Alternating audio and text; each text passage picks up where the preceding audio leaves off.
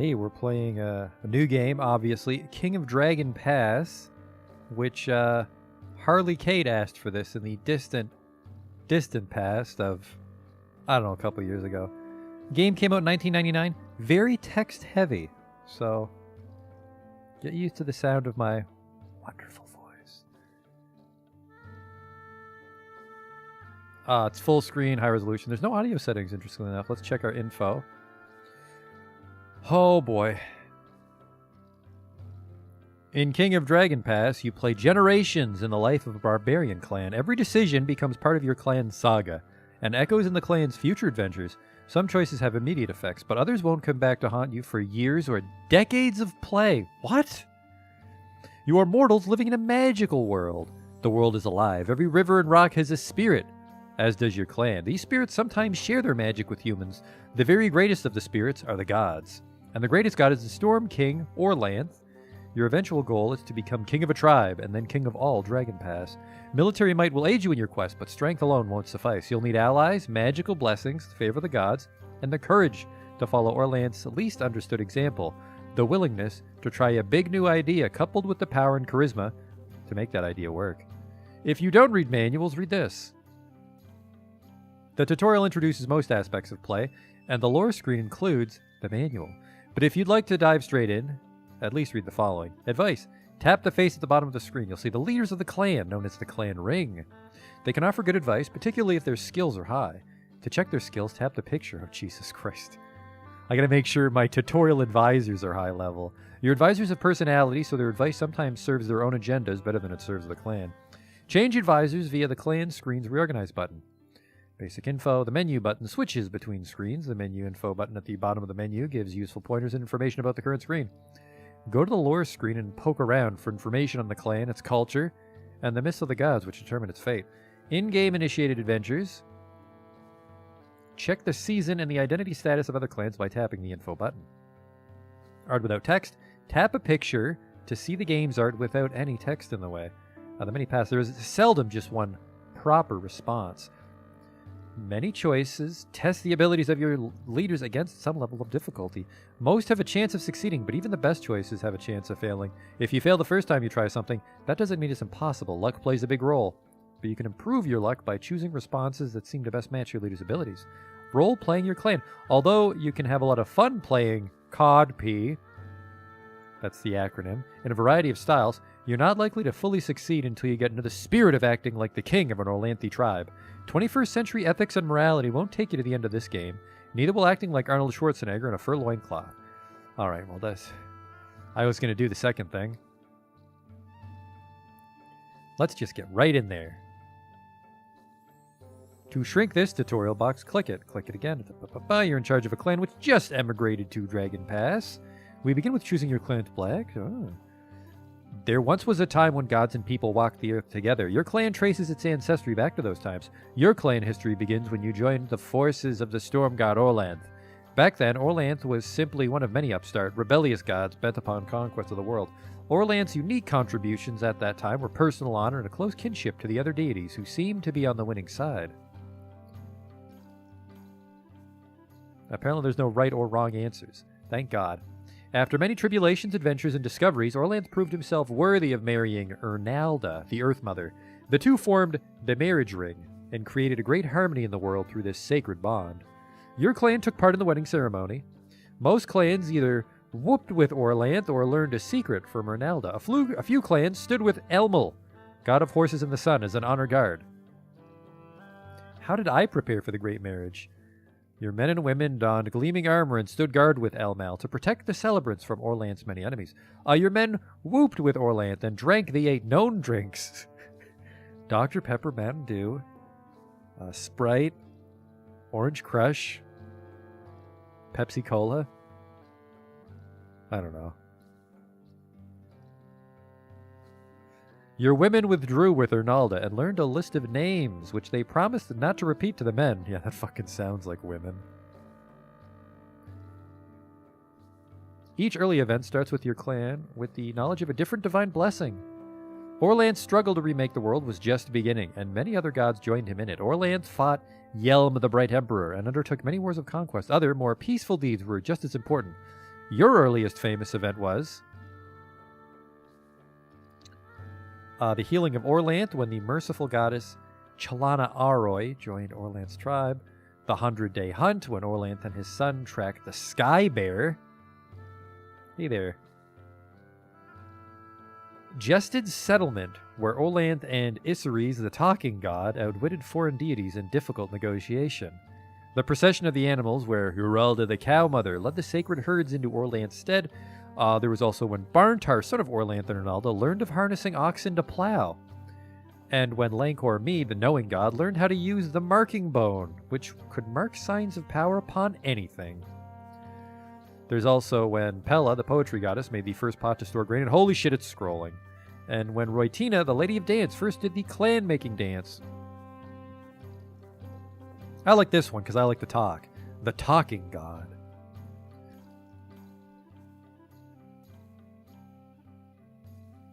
If you decide that your ancestors took the Nald to be as thralls, they see nothing wrong with the practice, otherwise they dislike the institution of slavery. Orlanth succeeded in remaking the world, thus began the Golden Era, called the Storm Age. Orlanth's son, Vingat, was a famous warlord during this time. Most people in the area were his followers. He introduced new principles such as the rule of hospitality, which said that after you invited people into your steads, you could not attack or harm them. Thus was much treachery banished from Alanthi society. Many who would not have survived agreed to his new ways in order to gain his protection. He was a great organizer and helped that many scattered people form into new clans and tribes. Your clan was one of those aided by King Vingat. After you proved yourselves robust and capable of survival, Vingat placed a remnant people under your protection. They were the Naldabin, or stick farmers. You had a choice whether to make them into thralls or adopt them as members of your clan.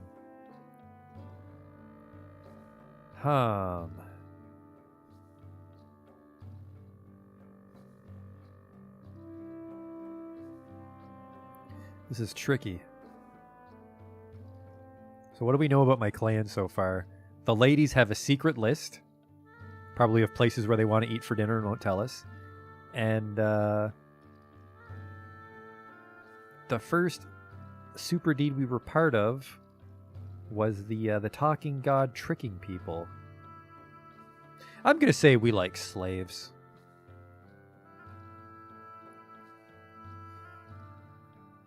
The foes of the Vingatlings were many, and your people fought hard against them. Which one of them in particular did you fight? Boz Tagkang, the Troll Lord? Ukar Gra, king of the Bosmoli Beastmen? Chinkus Mor, the Elf Warlord? Tada the Green, champion of the Flatland called Prax? Or Vesvena, warlord of the Ice Tribe? Your ancestors expect you to retain enmity toward their ancient enemies who are still around. Beastmen. That's someone I'd fight. Me and my slave farmers. The Storm Age ended in disaster when the gods and creatures of chaos came and destroyed nearly everything. Orlanth and his allies fought hard, but chaos almost always won. Many gods died, and new ones rose to prominence. Many people died too. Catastrophe shook the world. The sunfall, the rain of blood, and the terrible laughing tsunami. The darkness got so bad that even Orlanth and his own companions had to abandon humans to their own destiny. Only a few deities, either small ones or weak ones, remained. The world stagnated and died. Your clan was diminished to a ragged handful of hardy survivors. Hjort the King was the leader who emerged amid the turmoil of the darkness. The efforts of Hjort and his companions helped set the world in order again. He created the laws that we follow to this day.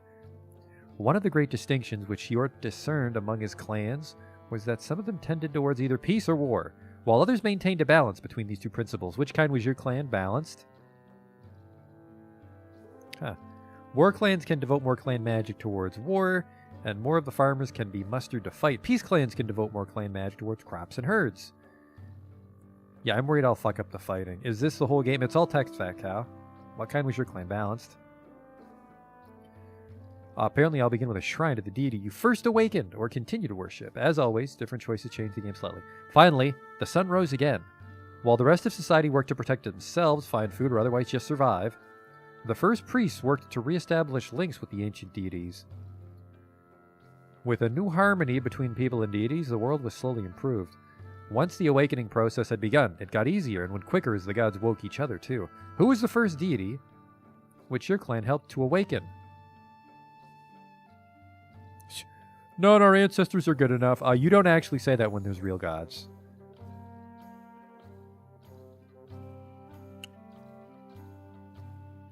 I want to say Orlanth the Father. No, the talking god.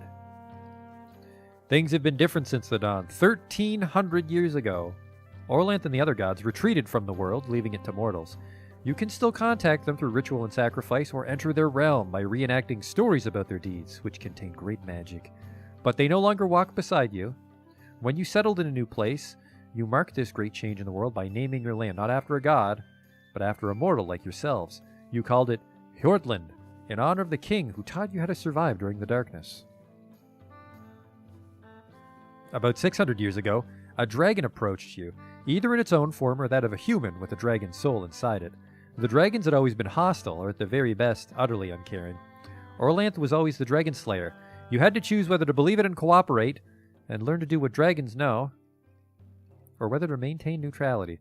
What was your attitude towards the dragons? Oh, that's tricky.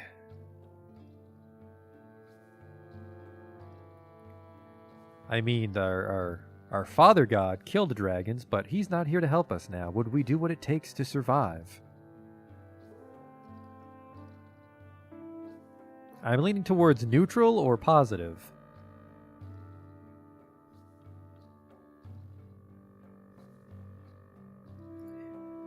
The dragon's utterly uncaring.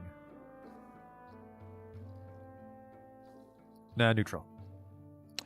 Most of the people who said yes to the dragons moved to Dragon Pass, whoops. A land to the north of your home. You stayed in Hjortland, and it's a good thing, too. For a little over 200 years ago, the dragons rose up and ate everyone who lived in Dragon Pass. Okay, good. They ate the Orlanthi along with all of the other foolish human dragon friends. For a long time, no humans went to Dragon Pass. They were sure that the dragons would eat them, too. Yeah, there's a lot of words. Recent events have made you think twice about the abandoned land of Dragon Pass. A generation ago, a usurper who called himself the Pharaoh came to Hjortland and started a civil war. Your clan broke into disputes, sometimes violent, about whether to support the Pharaoh. In the end, your group of dissidents decided it would be better to risk the dangers of Dragon Pass than to stay and kill your own kin. The greatest sin an Orlanthi can commit. Those unable to live under the Pharaoh would move northward to Dragon Pass. People of similar beliefs from other clans had already made the same decision and settled there. So you made a new clan, just as your ancestors had done in the days of King Hjort.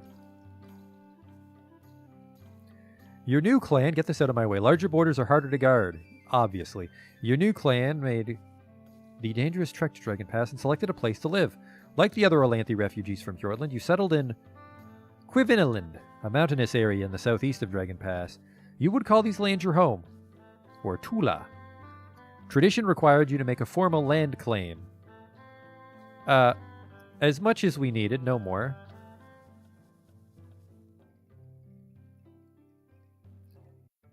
Stick with normal difficulty and a short length for your first game. Well, yes. Restart lets you start over and make new choices. Yeah, I'm reading that again. Your clan history.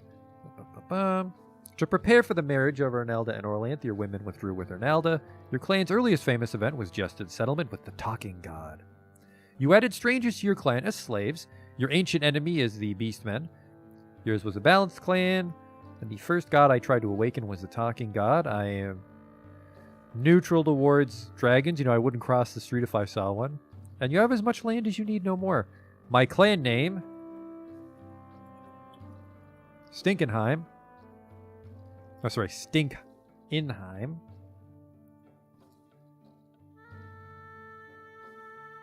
Play. Here we go. That's the fanfare for the game starting, I guess. Sacred Time is 2 weeks of magical ceremonies which precede each new year. Here you allocate the clan's magic resources for the coming year, so, wizard taxes. Members of your clan council or the ring offer advice. Click another advisor for their advice or text to hide it. Click the boxes to allocate a point of clan magic to crops, herds, and war, then click Proceed. So we put one of each, and then it leaves 1 point of magic in reserve for an emergency. Okay.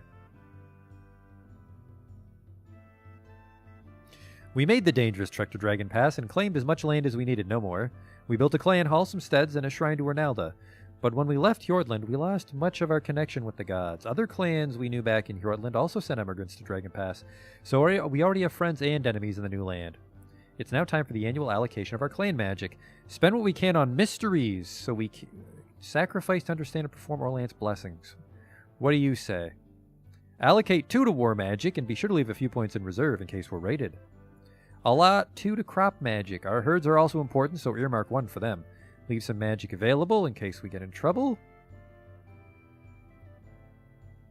It's easier keeping people healthy than trying to cure them later. I think we should allocate 2 to health magic and conserve a few points in case we need to call on. Yep, okay. Oh, they have little skills I can check. He's renowned for combat. Okay, there's a lot of words on the screen I don't understand. I have 10 weapon thanes. Spend what we can on mysteries. I don't trust this guy yet. Of course he fucking loves magic. Devote 3 to diplomacy. Are you fucking drunk, dude? We gotta grow food and stuff. Alright, herds. I want crops because we're balanced. Alright. 1 for war. 1 for mysteries. 1 for health. We have 1 in reserve. Alright, I kind of listened to all of you.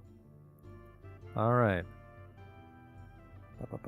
Our god talkers predict a more or less normal harvest. The Alink spirits have chased off the vermin spirits, and there should be few rats this year. Okay. My reputation? I'm not a stick picker, but I'm also not a king. Bum bum bum bum bum. Let's check on the neighbors. In the menu at the left, click Relations. Alright, this is a balanced clan. Reorganize my clan. My clan is reserved, the farmers feel resolved, and the weapon thanes feel resolved. I think the weapon thanes are my army, so I have 10 dudes guarding my town. For 778 people, that worries me. What's this? Restores our wounded people to health. Apparently I have a blessing, because I put the 1 point in magic. Relations. Okay, here we go. Where am I? Where's Stinkenheim? I'm right here. Oh, it can zoom in. That's bad. Stinkenheim. I'm right by Boscovy, Blue Spruce, Bachad, Blackrock, and Eagle. Oh, fuck. Different colors are different people. There's fucking a lot of purples around me. Relations with the other clans of Dragon Pass are important for winning. It's generally better to be owed favor, but we'll ask someone for cattle. Oh. Slide the control at the top until favor due is in the center. Whoops. Control at the top.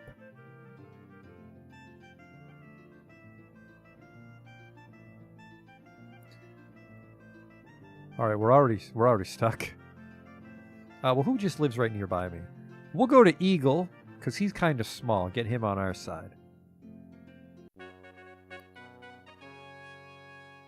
We should ask someone for some food. Don't get greedy. The Dialag chose Coolbrast as their best diplomat.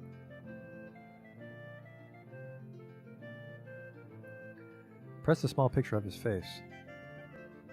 Oh, you're my diplomat, okay. Our chances of forming an alliance are best with the Gorons. Are you a Goron? I did. That's a picture of his face. Alright, he's 29. He loves to bargain. And he worships the god of talking. Alright, let's take some cattle.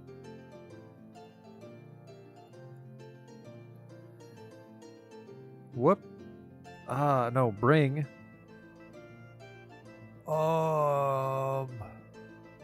Send. There we go, okay. Sora Goodseller, a trader priestess of the talking goddess Ares, comes to trade. In addition to the usual exchange of goods, she asks if we have any white horses. Although we have some light gray horses, none can be called truly white. She really wants to own a white horse. Thanks, man. This is why you're in the fucking... This is why you're one of my main advisors. What do you think? A horse is usually worth 4 cows, but white horses are fairly rare. She'll owe us a favor, though. We have failed. Although we can't fulfill our guest requests, nothing says we have to honor unreasonable requests. We could paint a horse white. I've done it before.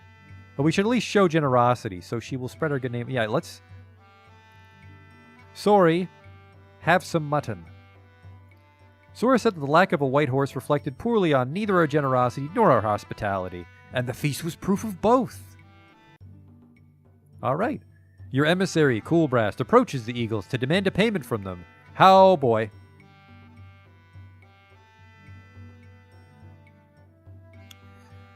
That's not what I meant to say.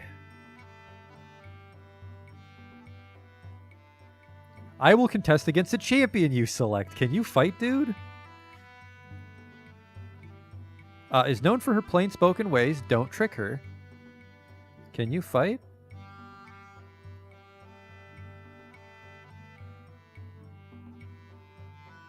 I have 1 minute. Let's just try let's try a challenge. I will contest against the champion you select. What tribute do you demand? Just 1 cow. He's probably going to get the shit kicked out of him. Their chief, Natalina, agreed to settle the matter by contest. Fortune has always smiled upon the Eagles, she said. Natalina chose a poetry contest, and the Eagle Clan's most eloquent verse maker, Oralgard, stepped forward to challenge Coolbrast. Each composed many clever kennings. They spoke of the grandeur of King Hjort, the mystery of beast folk, and of the perfidy of ducks. Finally, Oralgard was left speechless. While Coolbrast's verses brought tears to the hardest-hearted of the Eagles, they gladly turned over the tribute he demanded. We just got a free fucking cowboys. Hjort encouraged us to get along with our neighbors. Good call, man. While the mission is on its way, events will require your attention. The ring will advise you. When you click someone, their recommended actions highlight in blue. Coolbrast can't give advice. I imagine it's because he's away. We should give gifts to our neighbors.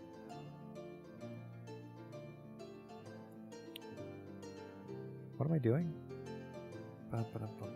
The ring will advise you when you click someone. They're okay. Click his picture to see why. Why can't he? It says he can't give advice.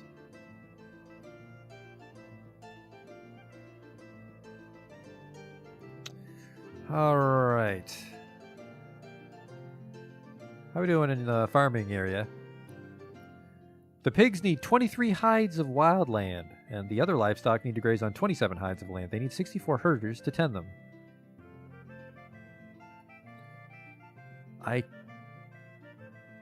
Alright, you're all talking in gibberish. More fields or pastures would make it harder for our enemies to sneak up on us. Oh. It takes 238 farmers to tend all 105 hides of cropland. We could handle another 30 hides. Okay.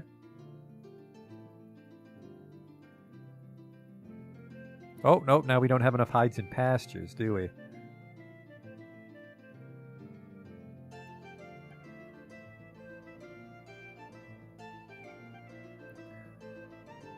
Alright, so we have enough oxen and farmers. We should try to stockpile more food. No shit. Barley makes the best beer. Wheat makes the best bread. That's farming in a nut.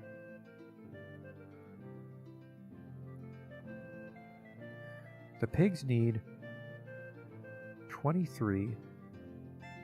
No, wait, we don't have enough. We don't have enough hides for our livestock. 23 and 27. 50. Let's go back. Oh, there we go. Now we're pulling from the wildlands. Take that, Tom Clancy.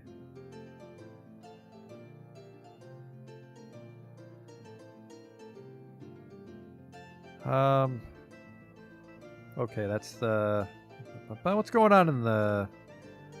Oh, well, the mission is on its way. Custom requires that we have at least a shrine. Learn mysteries. I don't know any mystery. Oh, no, I can build a shrine to some of these people. They have the little logo. I can give them a shrine.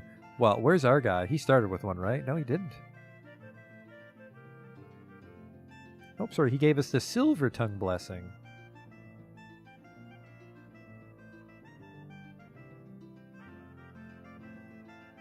Who else should I... Well, you know, I feel like maybe the father should get a shrine, but maybe not.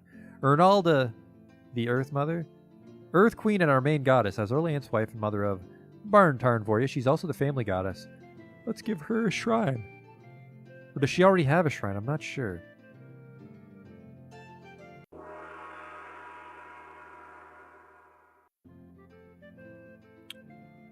What in the world? We haven't learned all of Orlanth's blessings. We allocated Mysteries magic, so a sacrifice may succeed. We don't know enough ritual to enlarge our temple. Oh, well, never mind then. So these ones do have a shrine already. Right? Barntar the Plowman.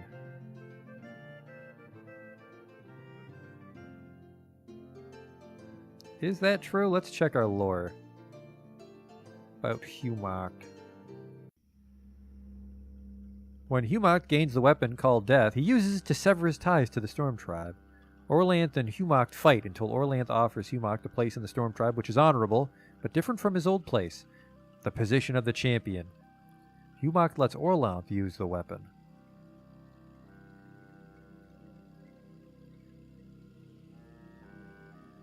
I can't close this window. The tutorial's in my way. Uh-oh.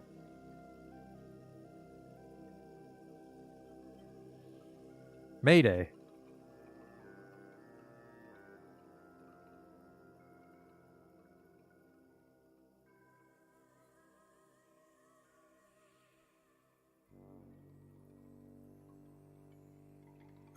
Escape, space, left over, enter. Oh boy.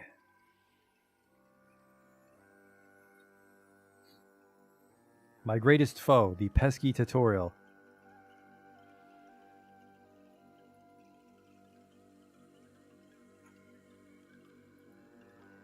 Whoop, whoop, whoop, whoop. I just can't get this fucking pop-up out of the way. Some sort of... I think this game's all HTML or something. I don't know what to do.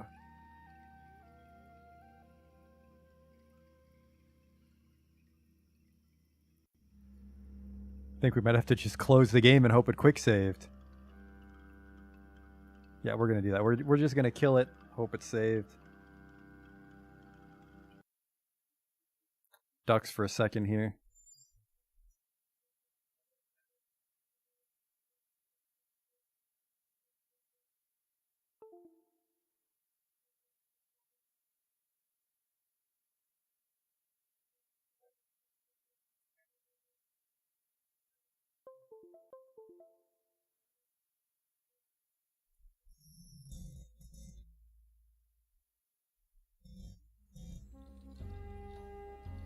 Alright, we'll see if, Oh, thank God. Both the farmers and weapon thanes are satisfied, I'm glad. Did we get that free cow to the deal? I'm gonna get 3 sick farmers this year. Alright, well, we'll need to stay out of the lore screen. How's the map looking? Kiro Finn, like, look at this fucking place. While the mission is on its way, I think we gotta get rid of this.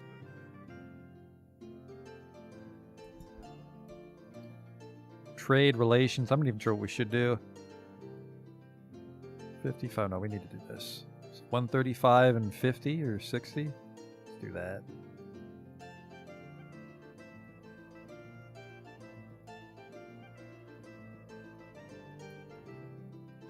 There, we've still got 45 wildlands. Alright. Is there a way to turn the tutorial off? It's... I thought it said in the opening that there was a way.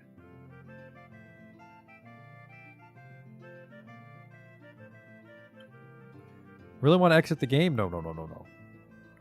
Right, relations, magic, clan. While the mission is on its way, I don't... Cool Brass can't give advice. I think I broke the tutorial flow. Like, I think we somehow did that diplomatic sequence before we were supposed to.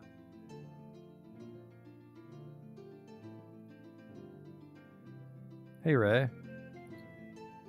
Well, let's just push the month forward. Now there's a naked man running through the forest. Another crisis. Choices have impact dealing with other two clans. And the mood of your own. Ignore your advisors. Ignore my advisors and insist that Coral marry her. Okay. Everyone is gossiping about what happened a few hours ago. The young woman, Ionis Lara, was found out in the forest making love with Coral, a notorious potent troublemaking warrior of the Heron clan. Coral left without a formal farewell.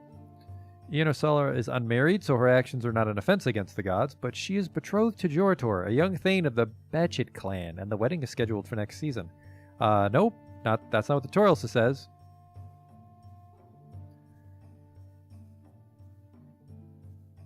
The matter's not yet resolved. Before raiding Coral's clan, the Harani, find out more about them by clicking on the clan list below.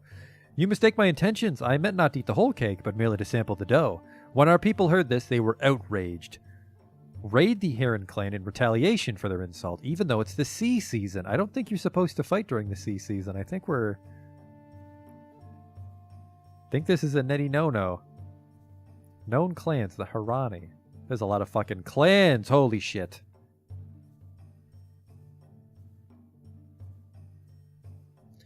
They're known for their aggressive pursuit of trade. Their chief is Jarstakos, and they owe us a favor. Maybe the favor is that they just give up. Now decide who goes on the raid. Footmen, who are farmers, weapon thanes, who are full-time warriors, and women auxiliaries, who heal and encourage. Yeah, we can't allow these Harani fucks to just pump and dump. Raid the Heron clan in retaliation for their insult. Send all my weapon thanes, 100 footmen, and 20 auxiliaries. They're allied with the Eagles. Well, whatever. Holy shit. We eluded the Heron patrols, and our 10 weapon thanes and 100 footmen are facing only 7 weapon thanes and 72 spearmen. That's a pretty close fight. What's going on? We're apparently, retrospection, we're at war with these guys because one of their poets banged one of our milkmaids. The two forces are about to close. Improve your odds by clicking the plus to allocate 1 point of magic, which I saved. By not making sacrifices before battle, you can charge the enemy before they're ready. Okay. Plunder. Kill as many as possible. That'll teach him. Tactics. Maneuver. Oh, sorry. But you can charge the enemy, which is what we'll do. Both sides were eager to engage. The clash ended quickly. Our magic defeated theirs, but they were able to rally. We were driven off and had no opportunity to obtain booty. The Harani took 5 of our women auxiliaries captive. Our auxiliaries kept 3 warriors from dying and bandaged 5 of the wounded. That was terrible. Why did you make me do this, tutorial? Click the X at the end of the battle results to see how the clan takes the news. We lamented the lecherous Coral's clan was not humbled, but were glad that at least we had not meekly swallowed the offense. Some of the Carls fretted about having a short harvest come Earth season. Oh. The Harani have sent an emissary to ransom back the 5 captives they just took. They asked for the traditional ransom, 25 cows worth of trade goods. We have stockpiled goods worth 152 cows. Fine. They're pleased to see their kinsfolk again. You won't hear from the Harani right away, but chances are they aren't very happy about the raid, even if they defeated you. Click done, since there's no more choices. Even if no weapon thanes were killed or injured, it can't hurt to strengthen your fighting forces. Switch to the wars screen to hire more warriors. Okay. Our most productive crafters are women. Alright, yeah, okay. During Sacred Time, we allocated 1 point of our clan magic to battle. No shit. Click the Weapon Thanes button to recruit more fighters. Choose the maximum number. Okay, 14. We could probably stand a few more. 14 full-time fighters. From promising Carls, from outside the clan, that's how you start a civil war.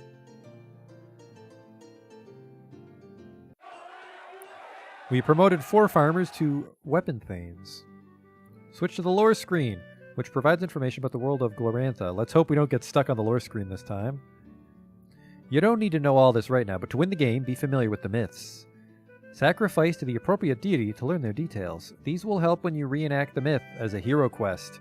A hero quest duplicates the feats of the gods to gain magical benefits. Click the sword story.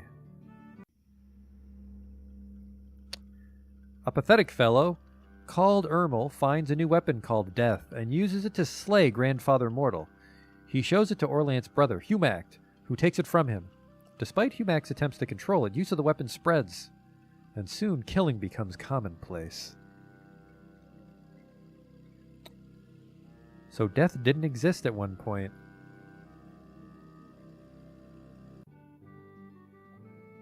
Most of Dragon Pass is still unknown since your clan just arrived. You have a basic idea of the geography from when people lived here before. Switch to the map screen to see what you know about your new home. Click Explore to outfit an exploratory party and learn more about Dragon. Okay. The exploration cross is set to the north of your clan. Leave it there, or click where you wish to explore, then click Send. Walk, jog, holy fuck, hurry up.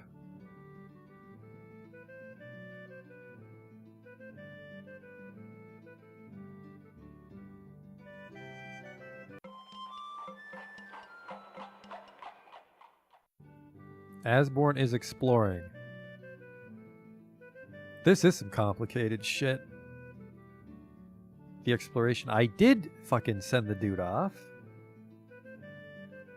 I did click send. Maybe we gotta pass some more time. We're in the fire season now. I don't want to like end the month by accident. But I'm gonna. We're being raided by the horse nomads. There are 153 of them. Holy shit. Use a point of magic and sacrifice a cow. No shit, I will. Objective, drive them off. Kill as many as possible. Click proceed. Hopefully we win. We had to maneuver under a devastating barrage of arrows. As our forces engage with the horse nomads, Ingana notices that a detachment of raiders is trying to sneak completely around and get us from behind. What should we do? Sometimes a battle has a pivotal moment when a leader has the chance to act heroically. This is one of those times. Make a decision, then proceed to the main battle. Make sure Varsons knows about the threat. Varsons reacted quickly, sending a small group who drove off the horse nomads with loud claps of thunder. There was a terrific fight. Oh, we got stomped. Their war magic stunned many of our warriors. We were driven from the battlefield, and the horse nomad made off with 14 horses. They took 18 cows worth of loot. Our auxiliaries were able to heal one of our warriors. Well, they're gonna fucking pay for that. That goes in the Book of Grudges. Chances are you have some wounded warriors to... Yeah, no shit. One quick way to heal people is to call on the healing goddess, Chalana Arroy. So switch to the magic screen. Pick Chalana Arroy. Then click the sacrifice button to sacrifice. We have a lot of wounded people. 26 people, yep. Click the healing button to select that blessing. If you have no wounded, just click X. Otherwise, choose at least 15 goods for enticing the goddess. And then click sacrifice. We are running out of things worth cows.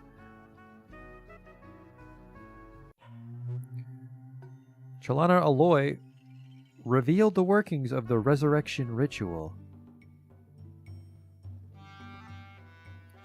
Your explorers encounter a woman from Hjortland while mapping the northeast. Her name is Alaranda, and she is fleeing from her homeland. I slew an agent of the Pharaoh who sought to tell chosen Orlanthi chieftains how to interpret the laws of our people. Although my act was just and supported by the spirits of our ancestors, the leaders were too afraid of the Pharaoh to stand up for what is right. They outlawed me and sent pursuers to kill me. I think I've outdistanced my pursuers, but would be lying if I said I was sure of that. The explorers were moved by her words and brought her here, suggesting that you should give her asylum. Your expedition has returned with another opportunity. Decide how to handle it. Your clan ring can advise you the newly explored territory will be shown. Okay. I think we should get her because the Pharaoh is an asshole. Do we really need another weapon, Thane? Alright, we're not going to be listening to you very much. The Pharaoh will send evil sorcerers who will kill half the ring. Give her 10 cows worth of easily portable trade goods. After the Pharaoh displaced the rightful ruler of the land, he said we would be allowed to live in peace, but his officials were unrighteous and drove us to settle this rough land. The people admire her. If we make the wrong decision, the already fragile harmony of the clan will be disrupted. Yeah, come on in. Adopt her as a weapon thane. The people were glad to welcome a foe of the Pharaoh. Alright. Now we're in this weird state where I'm like between tutorials again. Lore, map, war, trade, relations. Let's just keep passing seasons. Oh. Someone had too much Taco Bell. Oh wait, did she get pregnant? She's now pregnant. She's very happy, but her kinfolk see her pregnancy as a reminder of an embarrassing chain of events. An early decision has a delayed effect. Sometimes matters brought before the clan ring are not true issues for the ring to settle, so choose leave this matter to her kinfolk. Okay. People were happy that the ring did not interfere. Oh. Our crops did very well this year. However, because we raided during the sea season, we were short-handed and couldn't fully shit.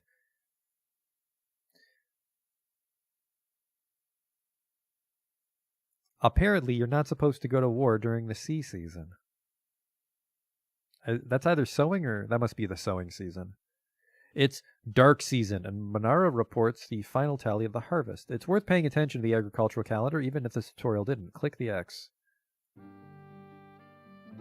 Alright. Dark is wintertime. The game keeps track of what's been going on. Switch to the saga screen, which shows your clan's history.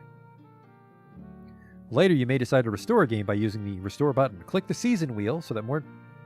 Uh-oh. Was I just supposed to... No, I think we can end the season here. Whoop. Although members of the clan ring are, in a sense, your playing pieces, they do have minds of their own. They are sound mythic reasons to have a trickster on the ring, but sometimes practical reasons not to. Remove Bastikos from the ring. Saranul, a thane of the Heron clan, comes to complain that he was insulted by a member of your clan ring. Bastikos dined at our clan hall and spent the entire night insulting me. He waved his bare buttocks in my face, touched my wife in an improper manner, and spit-chewed food in my face. Because he's a member of your ring, my clan considers any insult made by him to be an insult made by your entire clan. Unless you punish him, there will be war between our clans. Which one, Bastakos?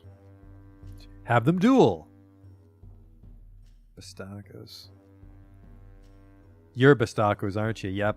Mr. I'll fucking paint the horse white. Get out. Saranul was pleased by our justice, and the people were happy that Bastakos' insults would no longer seem to come from the entire clan. Your ring now only has 6 members, so go find a new one. Go to the clan screen. Click reorganize to pick a new clan ring.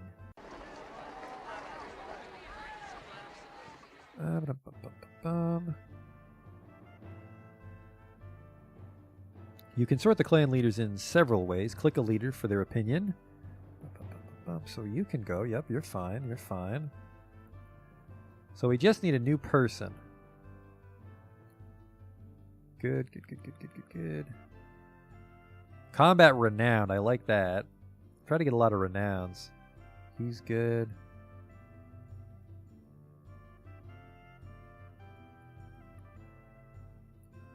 Find Brenna, who was high bargaining. Okay.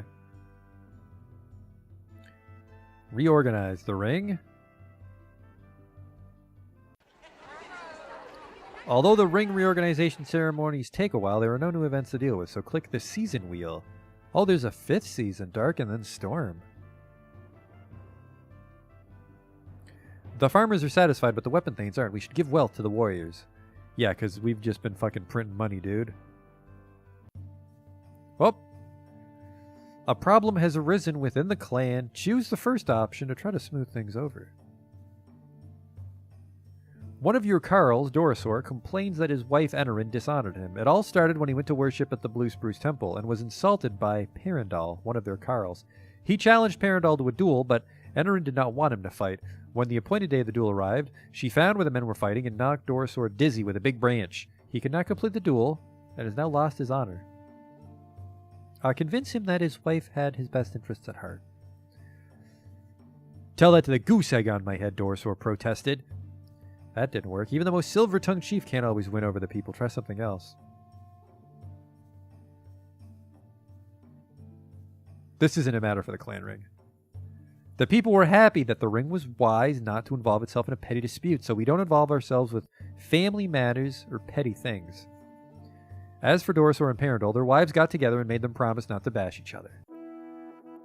We've done it! You've played for 1 full year now. That's it for the tutorial. Uh-oh. Keep playing with the consequences of the previous decisions, or start a new game. Have fun. We'll see. We'll see. I don't want to die in battle, so let's grab some more this year. 1 in health, crops and herds, and then both in mysteries.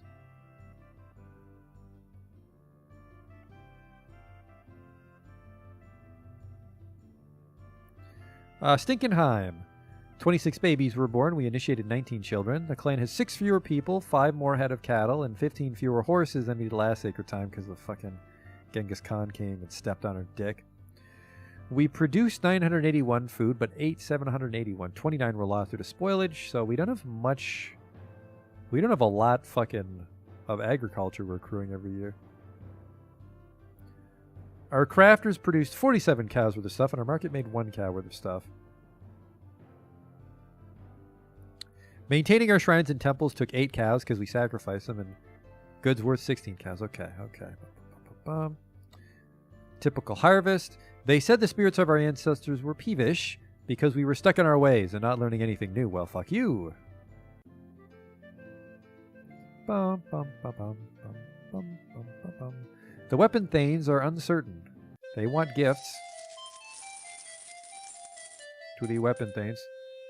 Giving any fewer than 10 cows worth of goods would be pointless. The spirits of the weapon thanes could use improving. Let's give them 15. Let's give them 20. Let's give them 25. I'm feeling generous. Oh. 4 weeks ago, Jostharl, a sour pig herder, died of old age in his sleep. His family mourned and buried him. But death has not inconvenienced Jostharl. Each night he climbs from his grave, returns home, and sits at his son's table and demands a meal. He stays until dawn, eating their food and drinking their mead. His family is distraught. He's eating us bare. We won't have enough to last through dark season. And the sight of a rotting corpse eating porridge puts us off our own dinner. Our children grow thin. They cannot sleep for nightmares. Undead. Bring me my sword. We really do need to resolve this before he eats all our food. The undead are potent, driven. Magic is risky. Sometimes the dead bear tidings, but this one just wants pie. Normally squabbles within a bloodline are not the business of the clan ring, but he is dead. He's a fucking zombie. When someone buries you, they're trying to tell you something. Thank you, Cool Brast. Did you get older since last month? Killing someone who was already dead can be difficult.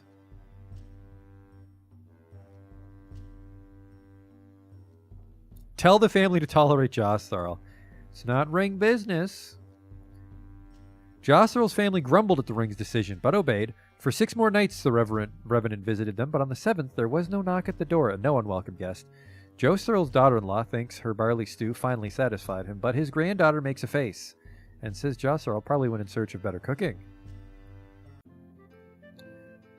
Farmers are satisfied, but the weapon thanes aren't. I just gave you dude stuff.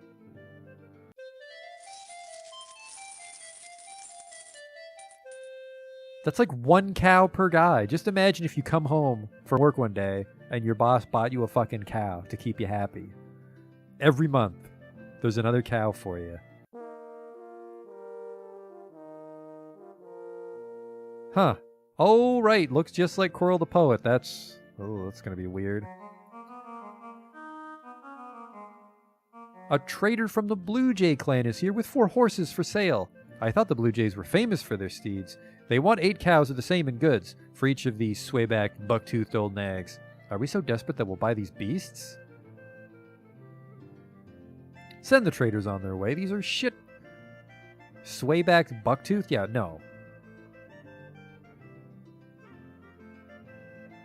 They left, surprised and pleased that we knew a thing or two about horses. You're goddamn right. Both the farmers and the weapon thanes are satisfied. You're goddamn right.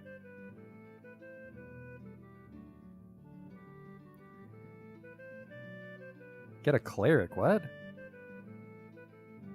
I have any quests available? Customs require that we have a shrine to Lankor Me. I don't know any mysteries about you. Aids in legal cases and ensures that the clan mood isn't soured. Maybe I could do a quest for you. We don't have 7 different deities representing on our clan ring. This will make hero questing harder. I don't understand. During the darkness, Arnaldo rescued the bountiful deities who feed our people. This quest can bring back a treasure from the underworld, increase crop yield, make peace with the elves, make our cows healthy, reconcile the farmers, or strengthen the quester. I don't...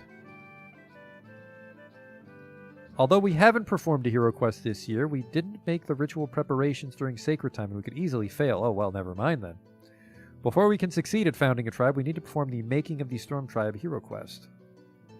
Let me lead a hero quest. I don't know why.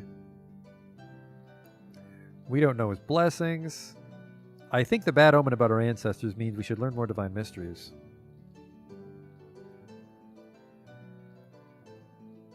To maintain our temples, we're currently devoting... Yep, okay. We don't have 7 different... Yeah, I don't think a hero quest this year is a good idea. I think we'll just wait it out. The Harani have made no secret of the fact that they consider us to be their mortal enemies. They have told all the other clans of the offense that they have taken at our actions. What the fuck them? Dorasaur, the willful child of a well-liked Carls, has history of making trouble. But now he's done the unthinkable. He has desecrated your Arnalda temple, throwing cow dung all over the holy shrines. When asked why he would do such a thing, he only shrugs. His parents are beside themselves with shame and anger. The God Talkers conduct the usual rites to restore the balance of the temple. Yeah. Killing a stupid child is beneath us. He's not possessed, he's just a bad boy.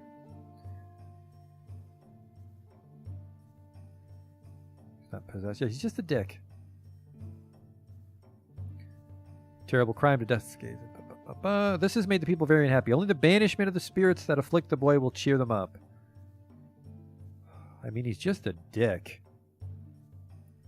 I believe this guy because he kind of looks like Commander Riker. Let's make sure he's not possessed. Okay. Whoops. Duck people. A scouting party discovers rich farmland not far from your stead. It is inhabited by strange beast folk who behave sort of like normal Orlanthe and call themselves the Rune Ducks. For once, both warriors and Carls agree it would be a fine thing to drive these small inhuman creatures from the fertile valley and claim it as your own. I have decided that beastmen are my ancient enemy. There is a time for peace, but they are enemies. Approach the ducks. Demand the ducks. Launch a surprise attack against the puny ducks. Everybody can go dick 'em. Hope I don't get attacked. Raid the Rune Ducks. We were spotted by the Rune Duck patrols. Our 13 weapon thanes and 166 footmen are facing 10 armored ducks and 137 with spears. I'm completely evenly matched against these puny ducks. Sacrifice to Humact. And Orlanthe, I need that land. Seize their land. We outmaneuvered the Rune Ducks and gained a superior position. It was a short, nasty battle. Our magic threw them into confusion. We pressed them so sorely that the Rune Ducks gathered up everything they could and left their Tula. We took 34 cows worth of loot. Alarandra distinguished herself in the fighting. That was the girl we hired from the Pharaoh. Due to their prompt healing, our auxiliaries kept 6 warriors from dying and patched up 7 of the wounded. One farmer got hurt, and we just beat up a bunch of ducks. Maybe they're weaker than regular people, and there's them running for their lives. There's a little picture of it. Yeah, you better fucking run. Quack, we're gonna get killed. We won. We lost a couple cows, but everything else went better. Rudely did the impertinent ducks rebuff our offer to share their land with them. Boldly did we raid them. I don't know about that first part. Driving them quacking from their homes. What? Oh, hey, what? Our herders report that when the warriors were away raiding, the Blue Jay clan saw their chance and stole 15 cows. Not fucking smart, old man. First you try to sell me shitty cows. You're encouraged us to get along with all our neighbors. I don't know, man. I don't fucking know sometimes. I have more wildlands here. We need more cattle. Yeah, we fucking lost a lot of cattle there.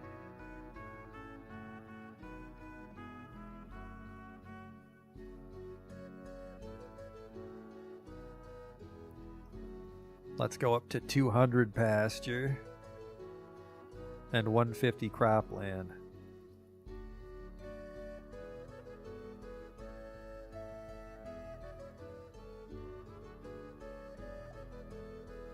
Okay. Magic? Yeah, we don't... How do I sacrifice? Does sacrificing unlock the shrine or what? Oh, I don't have a shrine for Humact. Build a shrine for a permanent blessing. Yeah, because we're already in trouble with the Blue Jays and the Hirani. We should have at least a shrine to the God of Combat to enhance the effectiveness of our warriors. No shit. Do it. Angry women confront the clan ring. The death rune smeared in ash on their foreheads. 5 infants in a row were stillborn or died soon after birth. They demand the ring do something to stop this and ease their heart's sorrow.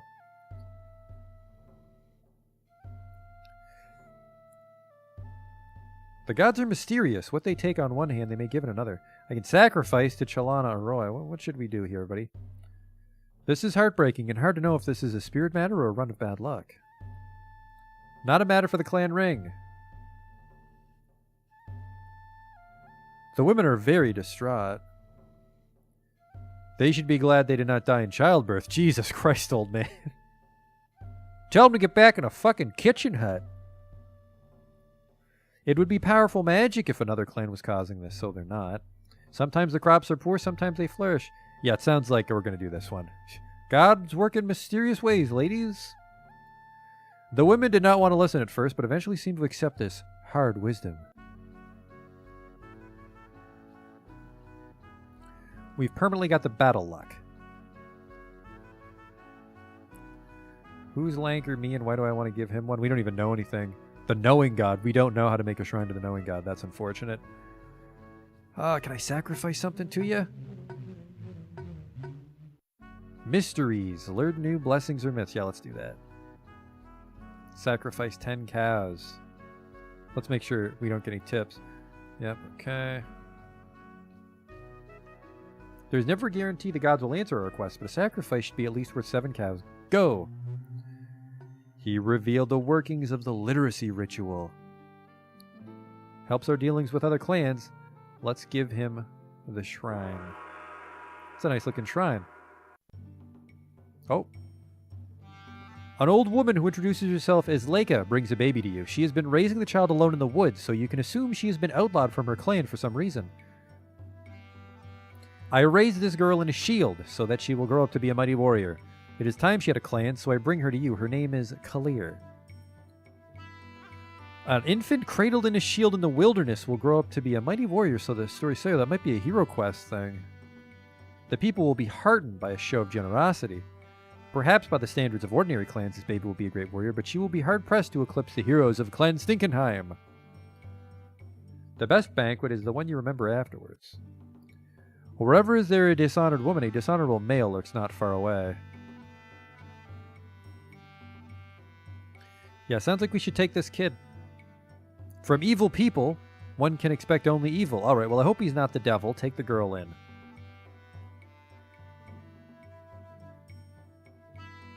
Why is she an outlaw? Just take the girl in blindly. She thanked us, then returned to the woods. Well, that was nice of her.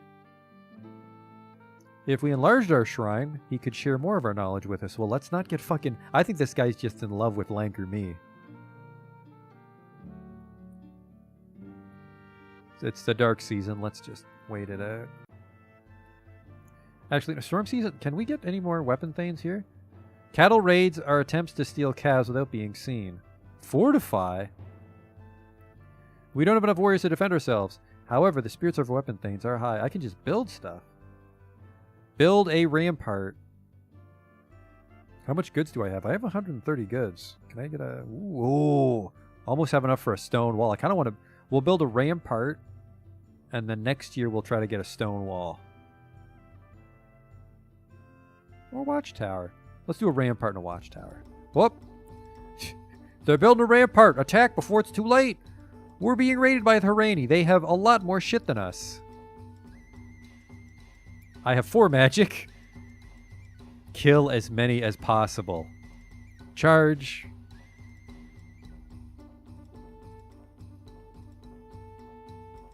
Fucking so sick of these Harani scum. We lost! They'd burned 4 steads before we mustered our warriors. We charged through a storm of missiles and smashed into the Harani. There was bitter fighting. Our magic overwhelmed theirs, obviously, and then we drove the Harani from the battlefield, striking them down as they fled. But we lost so many guys. Footmen killed, 1 weapon thane, 2 weapon thanes killed. Fuck. I do not like these guys. Rampart, stake, perimeter, watchtower. It's the sacred time. It takes a whole fucking month and we can't do anything else. All right. 33 babies were born. 21 people grew up. 7 more people. 26 fewer heads of cattle. 1 more horse. We made 1190 and 8780. Okay, we lost a lot to spoilage though. Whoops. 49 calves. Our market made a lot. Let's go herds, health. I want double trade, double war. Let's go 1 mystery. And you know what? We'll just pray to the goddess. I want crops. Keep 1 in reserve just in case. Looking forward to the upload. Yep, it'll be posted tomorrow, man.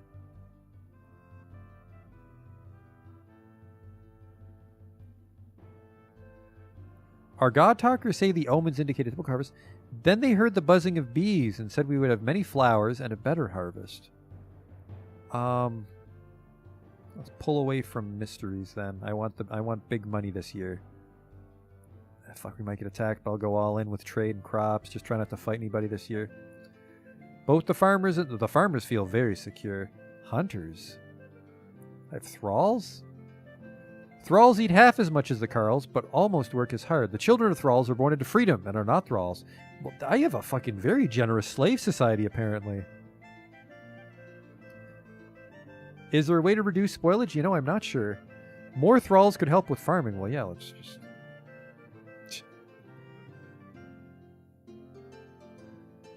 Free 0 thralls. Like, why would I want to free the thralls? I don't get it.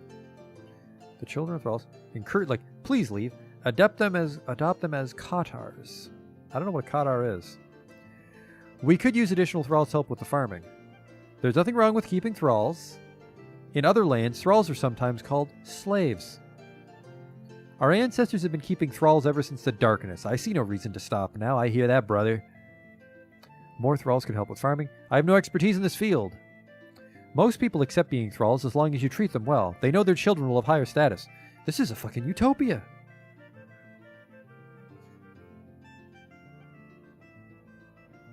I don't know what a cotter is, though. Let's check the lore. The law? No, that's a lot of words. Glossary, a cotter. A lower class farmer who usually tends sheep in a garden, so I think that would turn them into a free citizen.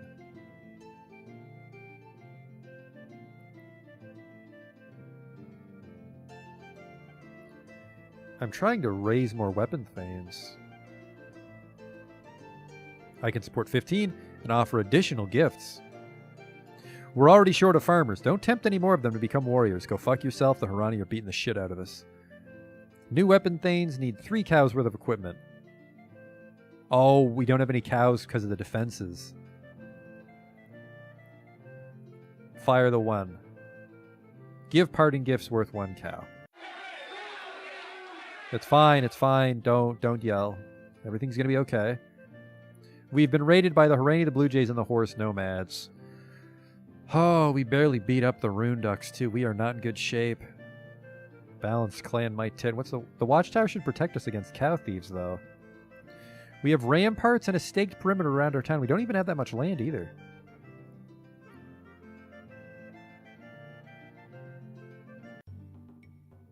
Hello.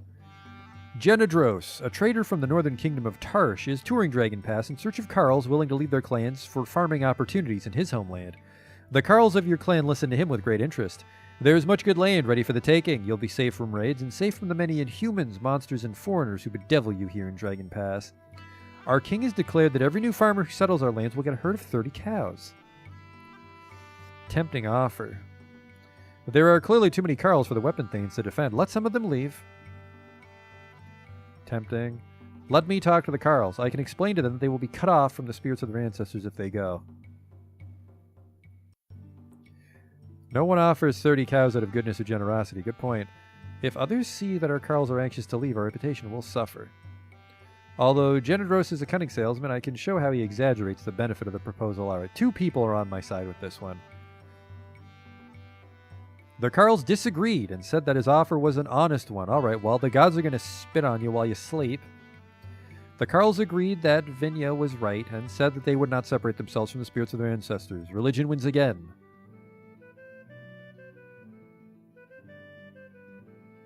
Explore my own land? I'll have to send it a very small one.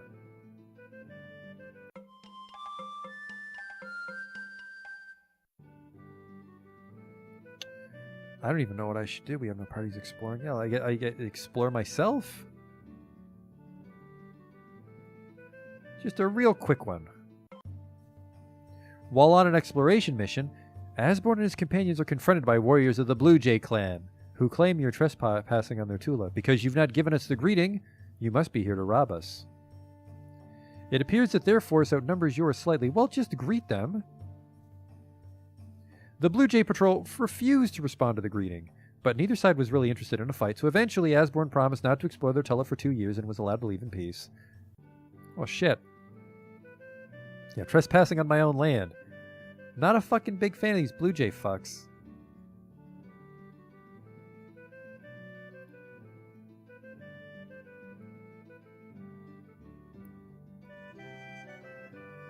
Oh, things are not going good for me this year. If we enlarge our shrine even more, calm down, dude. Helps divine the truth would be nice. We don't know how to make the big one, though. I think I'm actually out of goods. I have 50 goods. Can I wipe out clans just to take their land? I imagine so, Celador, but I think the trick will be to absorb the other clans in, like, alliances and shit. Ronald defeats the tribe.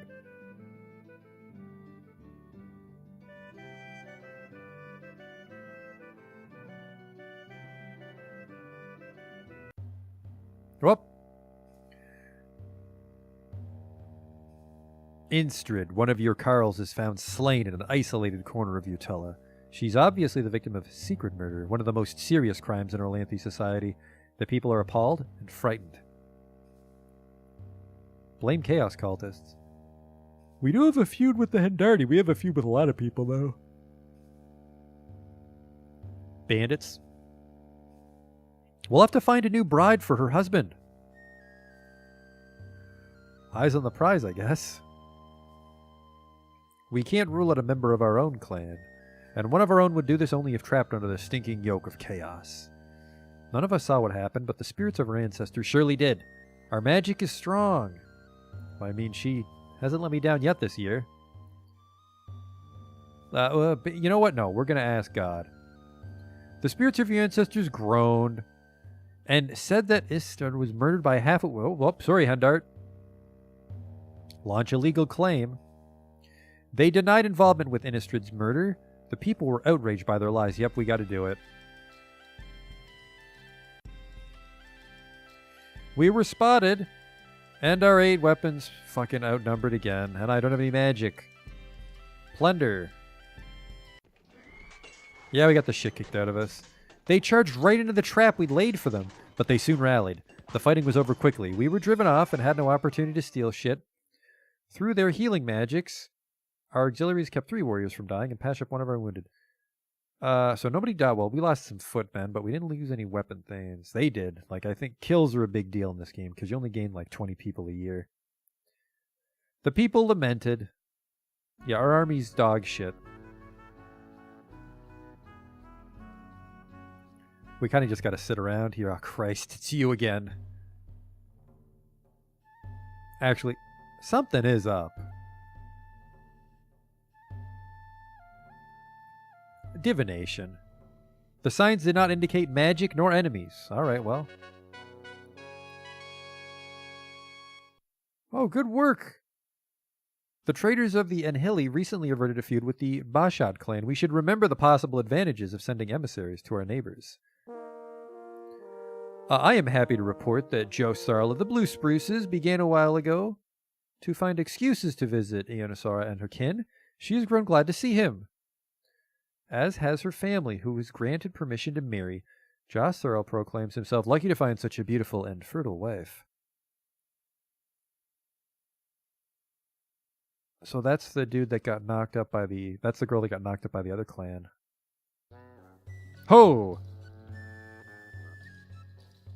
A huge troll seeks permission to enter your tull as a guest. You soft-skin think you mighty like troll. I, Ummelguk, daughter of Umkator, make challenge to you. If you have mighty champion, then she smashed a nearby boulder into shards with her mace. Your weapon thanes eye each other uneasily.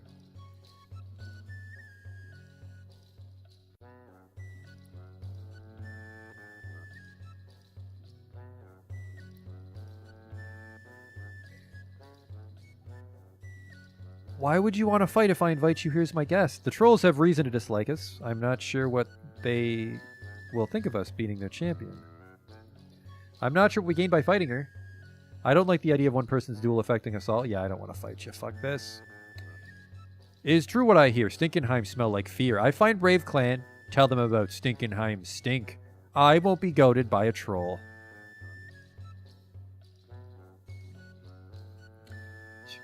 Ummelgut called us shadowless flatfaces and several other terms, but we refused to be goaded, and she finally slunk off. You bitch. Goods 20, population 2. The marriage between Inislara and Jothara was a fine affair. The Blue Spruces hosted us, impressing us with their hospitality. Oh, she went to go live with them. Well, that sorts out that smutty affair.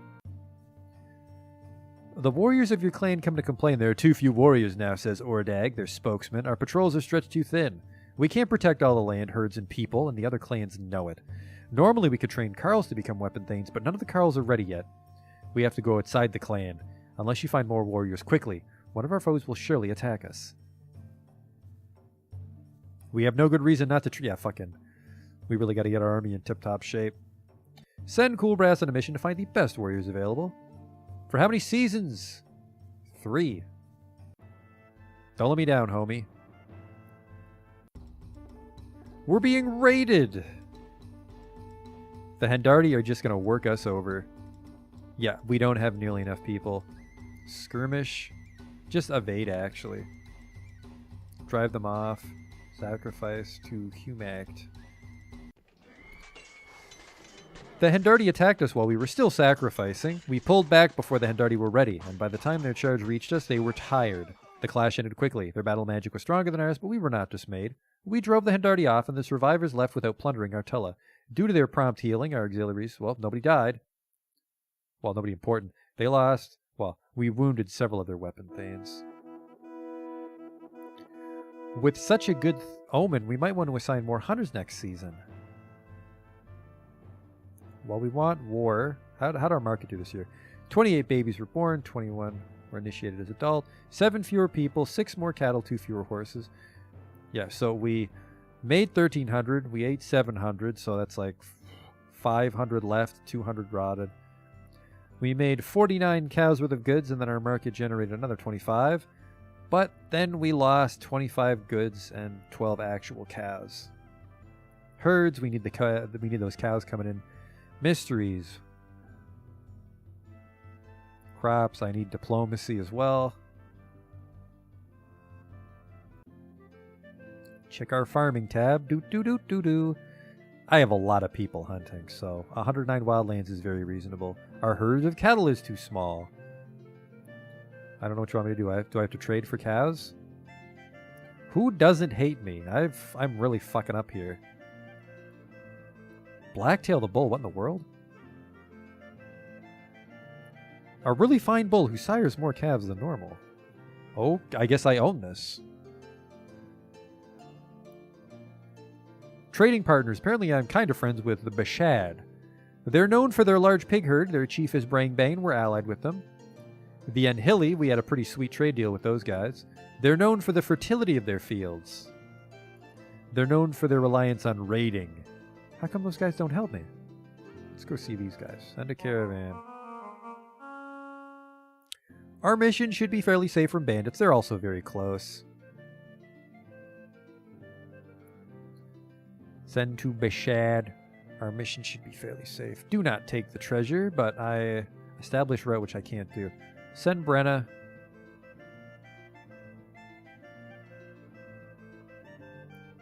Choose. I'm looking to buy cattle.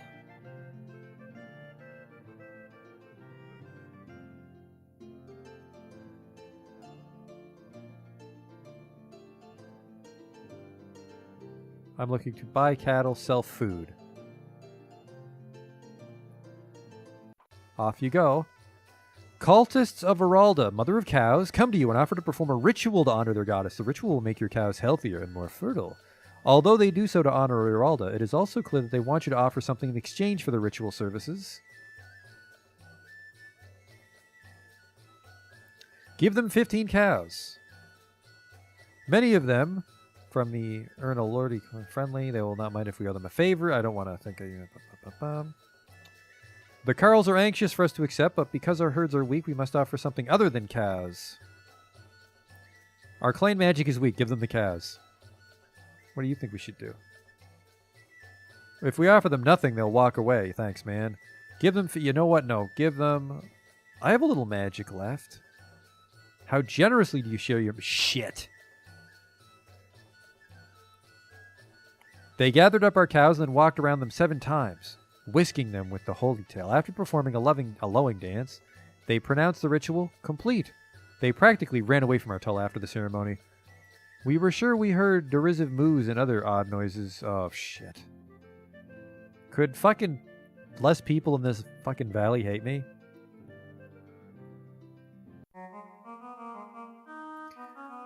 Her caravan is blocked by a band of ragged bandits. Her forces are slightly outnumbered. Protect the trade goods. She raided her forces between the bandits and the caravan. The bandit leader was clearly looking for a softer target, and after a token rush forward, ran like a little bitch. We traded 50 bushels of food for 26 cows. That's pretty good. The Bachati attributed much of their recent success to hero quests, which we've done none of. The fire season. This dude should be back with some weapon thane candidates soon. Saranil the Stubborn, a wandering holy warrior of Urox, has decided that the herds of Harvar may be infected by chaotic brews. If he's right, the cattle certainly must be destroyed, otherwise they'll breed monsters. If he's wrong, however, you'll be losing valuable cattle for no good reason.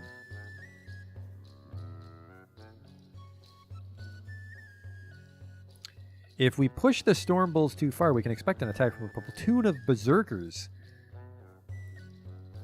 Magic is only as reliable as the one who practices it. Angering Storm Bulls is a good way to get into a fight. Yeah, nobody says we should fight this guy, so cows gotta go. Saranil stayed long enough to make sure the herd was destroyed, then wandered off to find more chaos. Goodbye. Even after 3 seasons of traveling, I only found 2 warriors. Son of a bitch.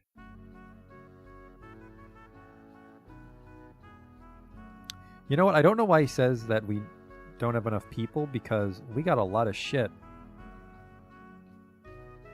Like a lot of warriors, a lot of farmers and a lot of food coming in every year. From outside the clan. And offer additional gifts. I have 864 cows. Man, I've been skimping on cow stuff. Recruit. There is something wrong with the shipment of wine you got in trade from the Hendardi. It has driven some of the people who drank it into some frenzy. They've trampled the crops, and some of them have wounded others in their feverish state. Some say that bad spirits were seen hovering over those affected by this madness. The Hendardi are no fighters. Yeah, fuck it. That doesn't sound true.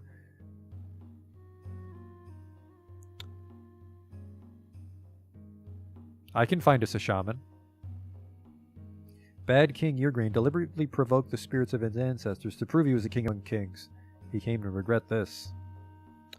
Our damage equals 25 cows. Forget compensation.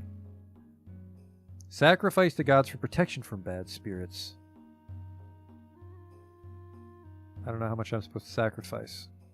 Not sacrifice any thralls, that's for sure. 10. The God Talker said the signs were good. The gods would protect us against bad spirits. Okay.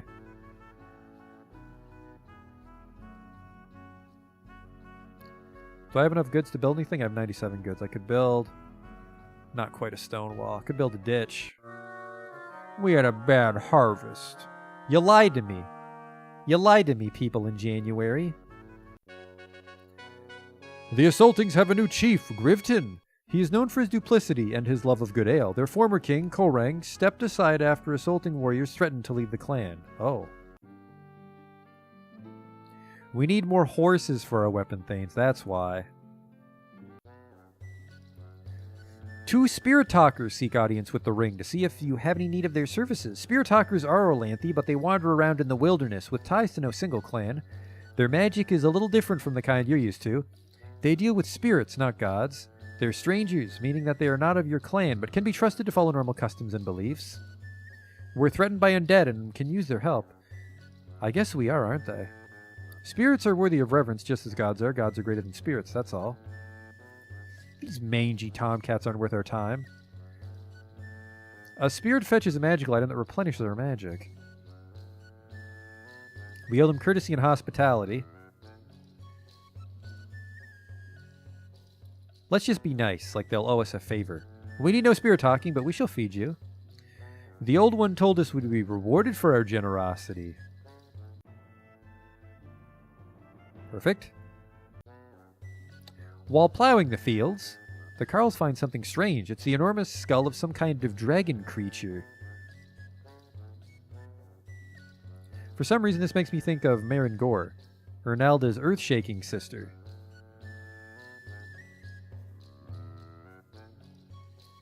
Dedicate this treasure to the gods. I can probably get a good price for it. Might be worth something as a curiosity.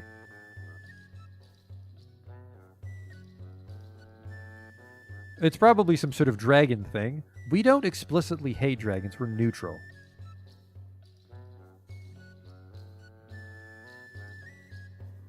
You know what? Rebury it. The Carl shrugged and put the bones back in the ground. I don't want some dragon coming and being angry at us. See, what is this? This was a bad harvest. Made 1098. I guess we spoiled the rest. Not really making a lot of cows. 26 babies, 21 grown-ups, 19 people died. We had some bad wars. 6 more horses, maybe some thanes. A typical harvest, crops and herds. 2 in war. Health. Give me triple diplomacy this year, because holy shit. Oh no, Vanina died of old age. The clan is scandalized at how her children did only the shortest rites, and did them poorly, almost dropping the body in their hurry to end the funeral. Shit. She was good, too. The clan mood is worried. Well, fucking, we've been getting the shit kicked out of us. We lost our witch lady. A trickster on the ring? No.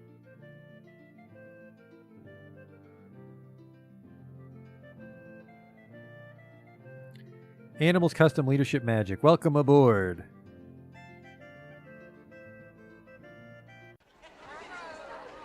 The clan is not happy with the way things have been going, but the farmers and weapon thanes each feel they're being treated fairly. You're goddamn right. Trade, relations, magic. The trickster god, no thank you. I need the talking god. No, we do have Viseries.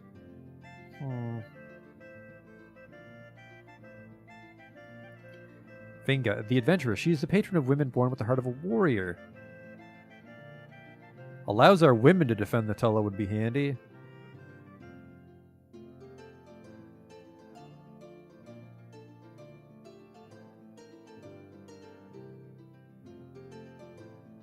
He has one, he has one. A lot of these people just don't have shrines. Learn mysteries. Yeah, okay, well, fuck you then. Farming, this is coming along. The warriors of the Boskavi clan have massed among your boundaries. They demand safe passage through your Tulla so they can attack the Eagle Tulla by surprise. They have long been feuding with the Eagles, but the conflict has recently been aggravated by the killing of Boskavi horses, which the Boskavi blame on the Eagles. We owe it to the Eagles to turn them back. Am I friends with the Eagles? Allies are too precious to waste. Apparently I am friends with the Eagles. Bad King Urgrain allied with the Ordanji just to learn where they were the weakest. Then he burned them alive. We're obligated to protect our allies' interests. There are more eligible bachelors in the Boskavi. That's what you're thinking about right now? I guess she was also trying to hook up that dead fucking woman's husband. When they're finished burning out our allies, maybe they can come back and burn our market. Offer to make peace between the feuding clans. The assembled warriors guffawed, a hunger for death echoing in their laughter. The only way to make peace with them is to kill them all. Well, you're refused. They would not retreat from our boundaries. You didn't hear us, they said. We did not ask for safe passage. We demanded safe passage. Our warriors were affronted by their rudeness. Okay. They overwhelmed us and overran our Tulla, heading towards the Eagle Tulla. Many of our warriors were injured in the skirmish. God damn it, guys. The Boskavi warriors came limping back through our Tulla that night. The Eagles had beaten them badly. We did a merciful thing, even though they had attacked us earlier and allowed them safe passage back to their Tulla. They thanked us for our mercy and promised that they would not forget that we had spared them. Huh. Our traders reported that the Blackrock clan approved of our reburying that big skull we found. It seems they value any item of antiquity. Though they might have liked to trade for it, they were glad that we left it in peace. That's good. The Weapon Thanes complain that you've been favoring the lowly carls over them.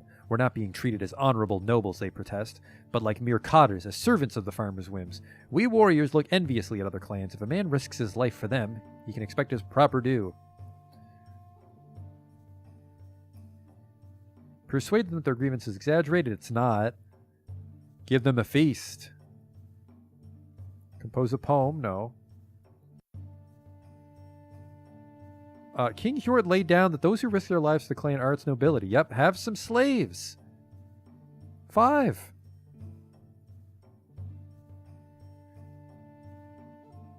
Temertane was happy with the offer and said that he'd hoped the ring would continue to treat the Weapon Thanes with respect. Behind Temertane's back, many carls complained that their Weapon Thanes were getting puffed up with their own air. They haven't protected us at all, really, to be fair.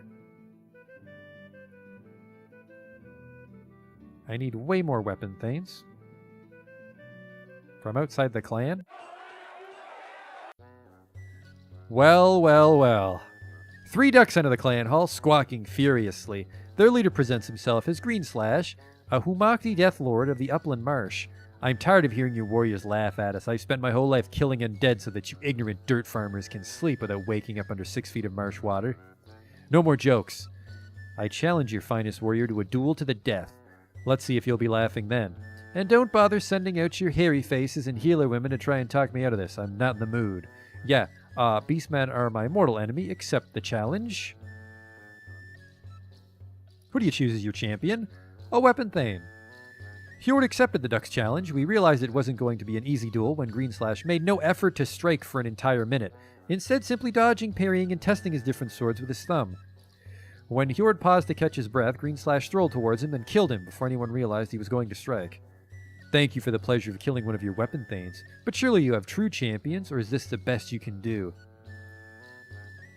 No, hang on. Who's renowned at combat? Yep, he'll do it. Good luck, fella. Greenslash fought with 2 swords at once, aiming to catch Varsens by surprise. Varsens was hit once, but did not fall for the 2 swords trick, killing the Humakti with a blow to the head.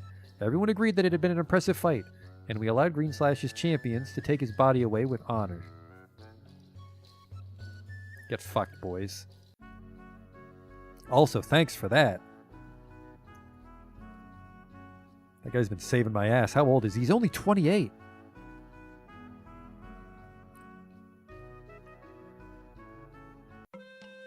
Even if exploring doesn't always uncover treasures, it can find where outlaws are hiding and make our caravan safer from attack. You know what? Good call. We should probably just explore near the Eagle since they're our friend. Your carls complain that your thralls are not working hard enough. The Carls are angry and demand that something be done. Beat all of the thralls. Only some of the thralls? Or threaten to beat them. Oh, man. Life is a slaver. We must respect the wishes of the Carls. I mean, they are slaves. The Carls have learned to enjoy their power over the thralls. Their complaints must be seen in that light. If we're generous to the thralls, we displease the Carls. Even thralls will fight back if you mistreat them badly enough. Our people have always kept thralls. Convince them? You know what? No, this is just what we do. Beat the bad ones. The thralls were, of course, unhappy to face our rough justice, but the Carls said that they were satisfied.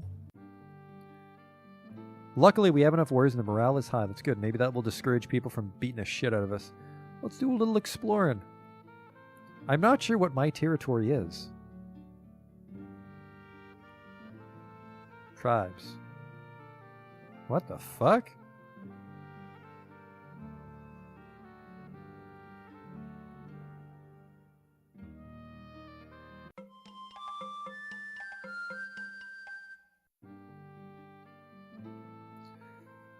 All right.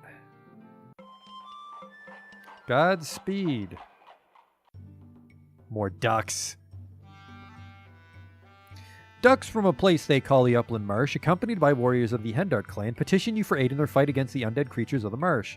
The ghouls and zombies have grown very strong of late, and it is time something was done about them. We're ready to mount a serious assault on them.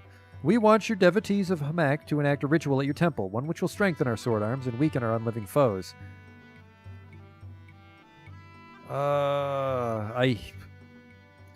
I don't like the Hendart or Beastmen. There are foes. We could enter feud.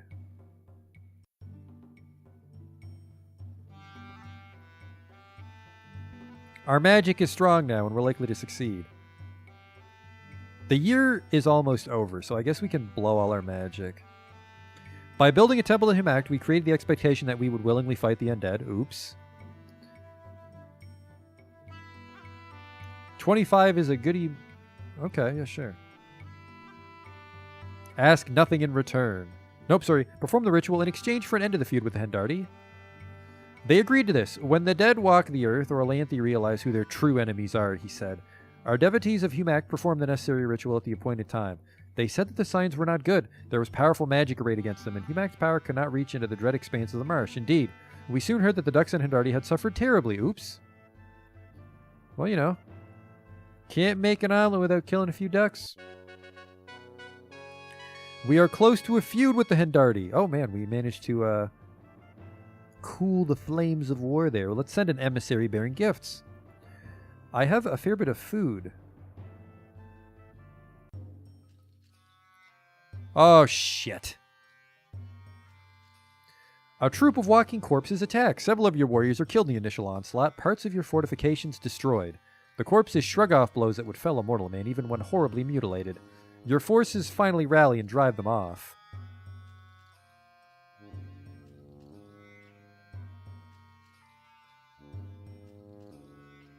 Send a large force. I would not describe my town as a large force. The other clans will see the advantage in uniting to destroy the enemy that threatens us all, yeah. Or maybe get Humac on my side. If we can gain the help of the others. Humac is a foe of the undead. Yeah, let's help. Let's work together.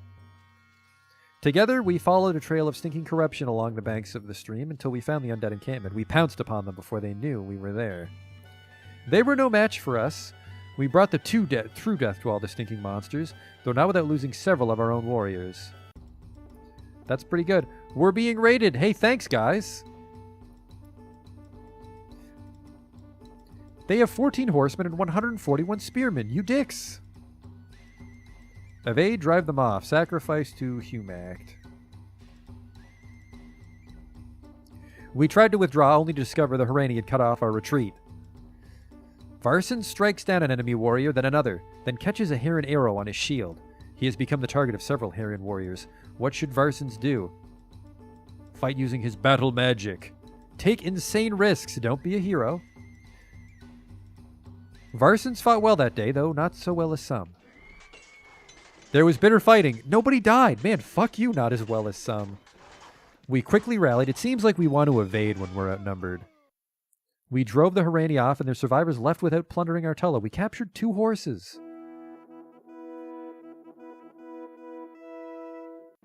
How come I don't get to do any... Where's my fucking advisors this year? Did all my advisors die fighting the undead? 32 babies were born. We initiated 20 adults. 5 fewer people, 16 more cattle, 1 more horse. Yeah, look at that. We made 1296, 800. So I think we can cut back on our crops this year. We have 2 points for herds now. What? We need more war magic to stay alive. Let's do this. 1 in diplomacy. Our crafters will have good luck this year. Well, sorry.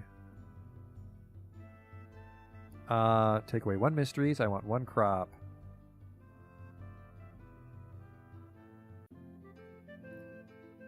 The ring seems foul. You're not looking so good, man. We must add more men to the ring. Our clan's virility depends on it. It's that guy who's in fucking love with Lank or me and always wants temples. This guy... With the external threats we face, it would be prudent to reorganize as a war clan. You know what? You make a good point, man. Let's reorganize as a war clan.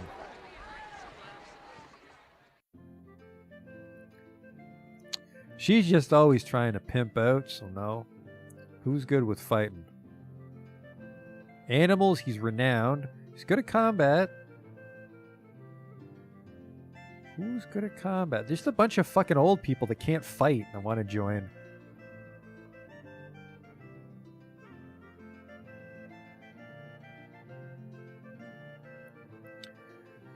The Cool Brast isn't good at fighting at all.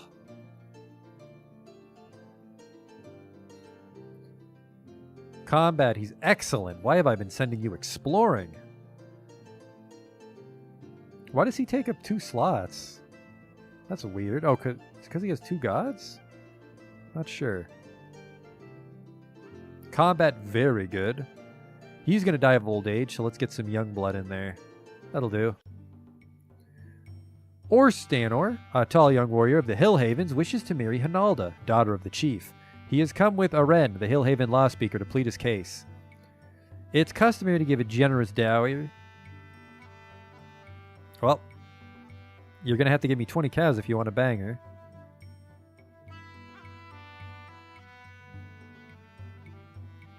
The marriage of a chieftain's daughter has great political consequences, so we'd probably be allied with those guys. Have I ever played this before? I've never played this before, Atari. We might be able to forge an alliance. I'd be proud to have my daughter's marriage provide the spark. Apparently Lycans are, I do. You know what? We already have 900 cows. We'll just do it we'll just approve of it.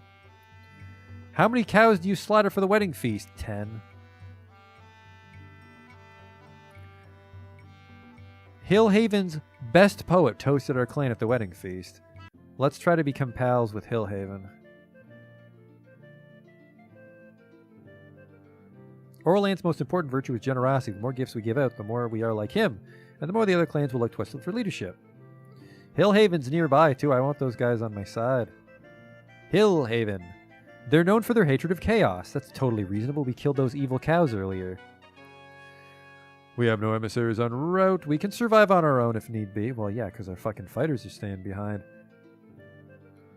Bring, a fair bit of food.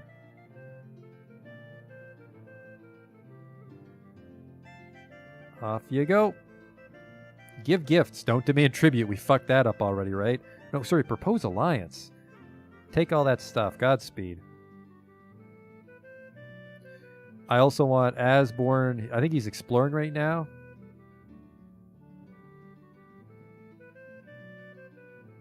Raided by fucking everybody. Huh, but I'm not strong enough to fight back against anybody. Your emissary, Coolbrast, approaches the Hillhavens, seeking to negotiate an alliance with them. First, he presents the gifts we sent. The Hillhavens give lavish praise to our gifts. They toast Coolbrast in their feasting hall many times. Once the gift-giving is over, how does he approach the Hillhavens for this alliance? You're silver-tongued. Help me out here, homie. Alliance is always a good thing, and their ring should be able to see beyond the personality of the chief. You need food and we need warriors to protect us. That does seem to be kind of the breakdown right now. It'd be generous of you to help us in a time of need. And that is what you're supposed to do if you worship Orlanth. He declined our offer. It's an Orlanthe virtue, he said. But no wise chieftain ever made an alliance out of generosity alone. Well, shit. Thanes from the Blue Jay clan have come to lodge a claim against you. Unlike most other clans in the area, their main god is the sun deity, Elmul. In their tradition, it is Elmul who is the exemplar of their good chieftain. Elmali clans still worship Orlanth and the other gods, and their laws are otherwise similar to yours. These Thanes are here to complain that Thanes of your clan disrupted their holy ceremonies and lobbed dirt clods at their temple.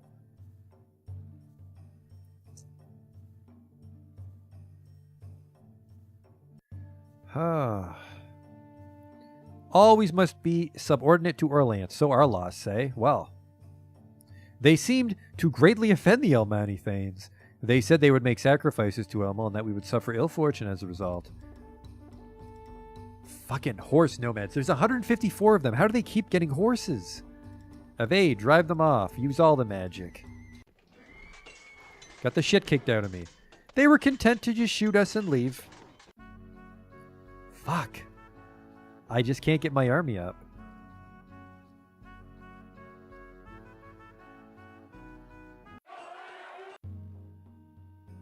One of your Carls, Pentrist, is caught with a secret supply of clear wine, the magical wine made by the Collingmar tribe.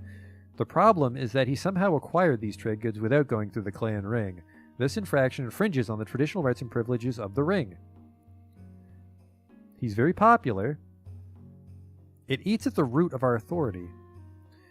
If we wish to please the warriors, we should be stern with him. What a completely trivial matter this is. Why'd you even show up for work? He's very popular. Making him a cotter would be harsh. Yep, fuck you, man. The clan ring was able to convince the grumbling Carls this harsh measure was justified. Don't do that. Ditch rampart. Did they break some of our stuff? 75 goods. I'm going to build a wooden stockade and a watchtower. Our reputation could use some polishing. We would fix it if we succeed with the making of the Storm Tribe hero quest. We could start preparing by finding a trickster to put on the clan ring. Ugh. Let's get that tower. The party we sent to the west a year ago is not returned. Asborn and his party must be presumed dead.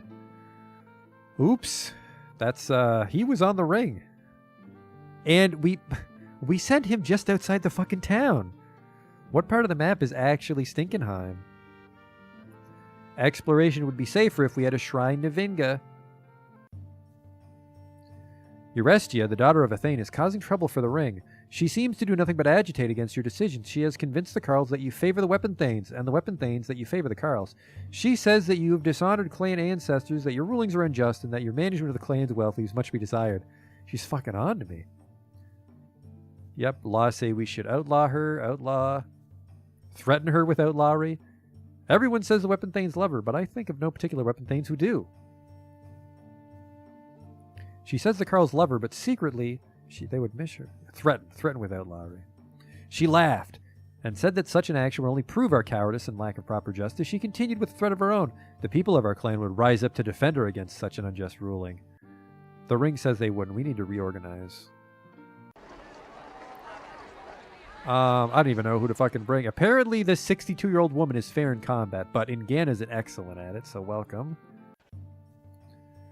Holy shit, you're gone, outlaw.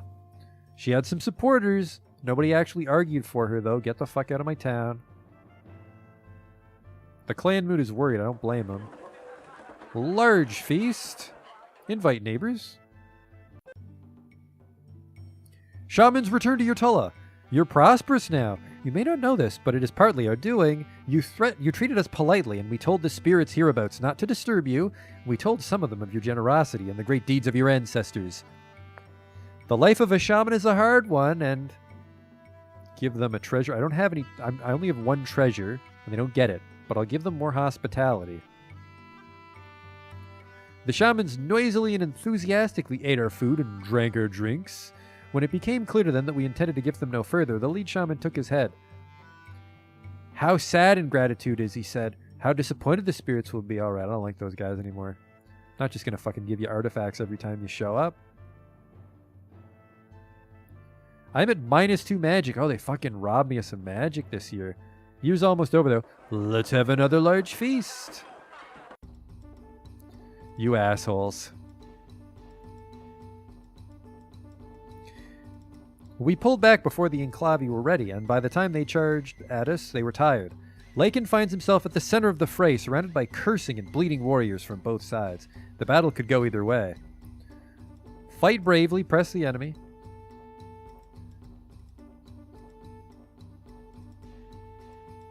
Lycan fought ferociously, scattering Elkinval warriors several times before they could rally, but after one such clash, he slumped on his sword, and we realized that he had been hurt. Oh shit. Nope, he's totally fine. The clash ended quickly. We drove the Enclavi off, and their survivors left without plundering Artella. We captured 4 horses. With their careful attention, our auxiliaries kept 2 warriors from dying and bandaged 3 of the wounded. Probably saved the mare. They lost 10 footmen, but so did we, but they lost 2 weapon thanes.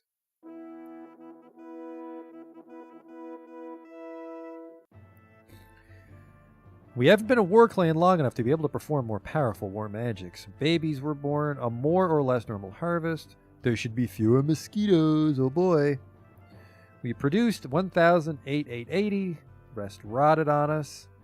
Made some money. Alright, let's go double war, because things are not going our way. Man, I have no magic coming in this year. Reserve 3, no mysteries. What the fuck is going on? I think this might be because of who I have on my ring.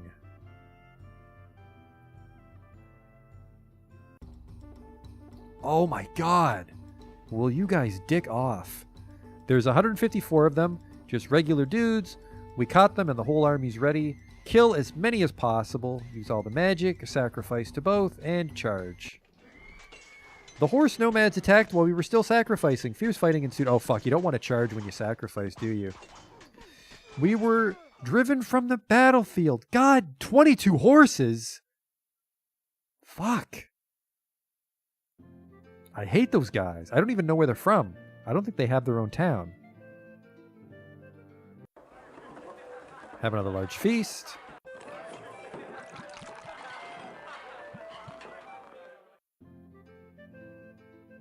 Bum ba bum ba bum bum bum ba bum. We gotta fucking chum up someone.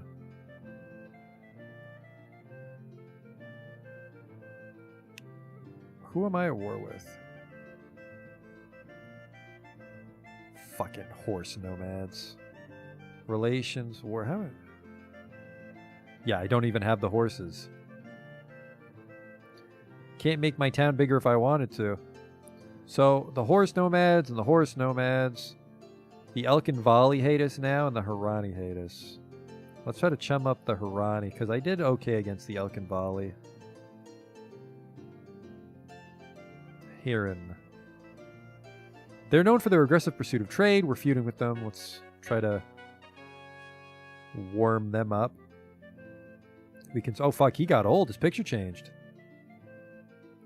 They hold us in low esteem. They won't want to see our emissaries, but they might at least listen to an offer to end the feud. Resolve the feud. Give them some food. Coolbrass has presented your gifts to the clan and extended an offer of peace. They seem uncomfortable at accepting such a large amount of gifts, but do not give them back. Their chief is reserved. Ortasi, the clan traitor, seems receptive.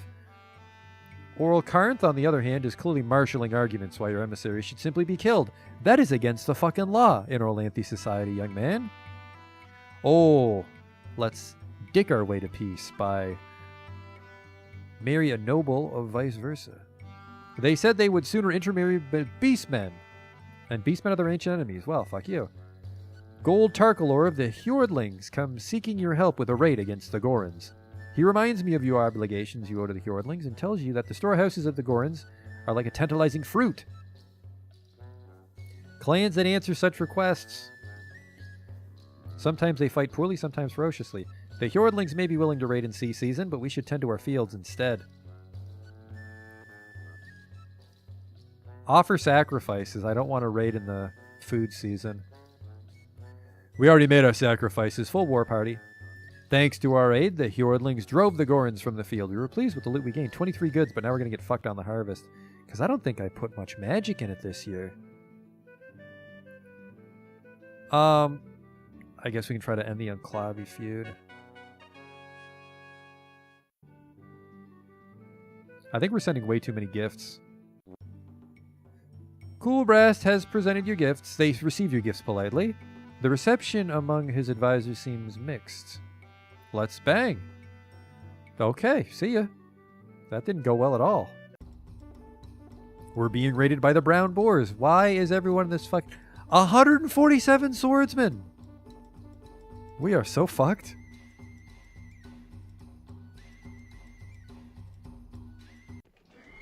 Yep. They were content to shoot us. Shit.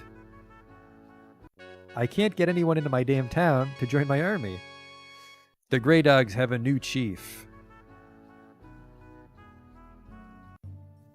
What the fuck? A big bristly boar is wreaking havoc among your pigs, chasing the sows. If it mates with them, complain the Carls, their offspring are wild and the sows become skittish. The pig tenders want you to do something about the boar problem. When Orlanth was a babe, he wrestled twin boars sent by giants to vex him. Alright. A great hunt for the boar was declared. A worthy opponent. It gored 2 of our men. Oh. We had a bad harvest. I don't really have the stuff to bribe people with. I have food, I guess. Whoops. Heron. The heron worries me the most, although now the boars are after me. Take like 50 food, off you go. We've had ice storms, snowstorms, hailstorms, sleet. The paths are impassable. We refuse to risk our lives with ice demons on the loose. Alright, good talk. Apparently you don't do diplomacy in the winter. While foraging for berries in the bush, women of the clan encounter a talking fox. In halting trade talk, it said that in exchange for 26 cows it would bring us much luck. Any number of cows other than 26 would be unlucky. It tells the women that it will be waiting for them the next day, when they have talked to the other 2 legs. What the fuck is a talking fox gonna do? Let's do it. The world's magical. The fox said we would soon notice luck showering upon us. Then it drove the cattle into the forest. People saw no change in luck and began to say we have given away cows for nothing. I have a feeling it'll pay dividends later, or I will catch that fucking fox and eat it. Oh, there it is. It certainly did not happen overnight, but we have seen a string of good luck lately. Our clan magic is much stronger now, and I can only credit the talking fox we traded with.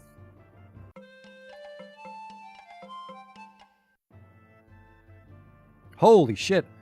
The Elkin Valley found a cauldron made of stone while exploring near Beast Valley. They used it to beat the Eagle Clan. Why haven't our explorers been out looking? They were, and they died, Varsons. They were, and they died. We have heard rumors that the Tulov clan Grey Dog is beset by undead creatures. Vampires float over its steads.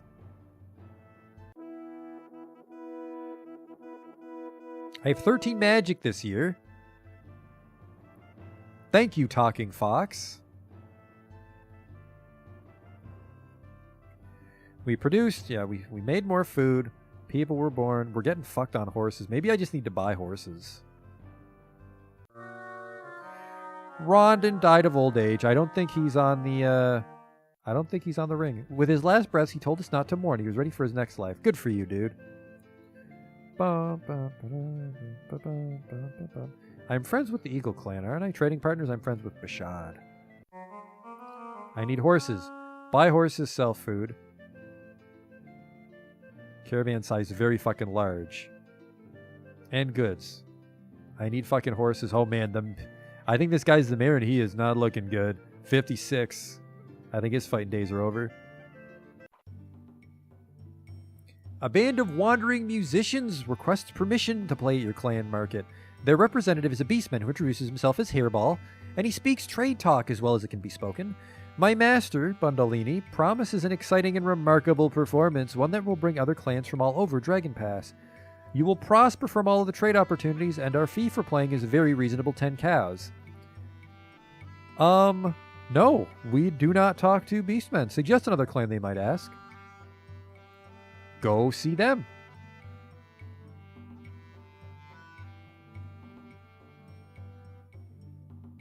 Soon after, a Bashad emissary invites you to attend a great festival at their clan market where a performance by Bundalini's all-skeleton band will be the main attraction.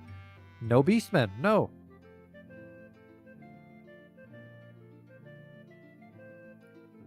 I guess we'll do some exploring.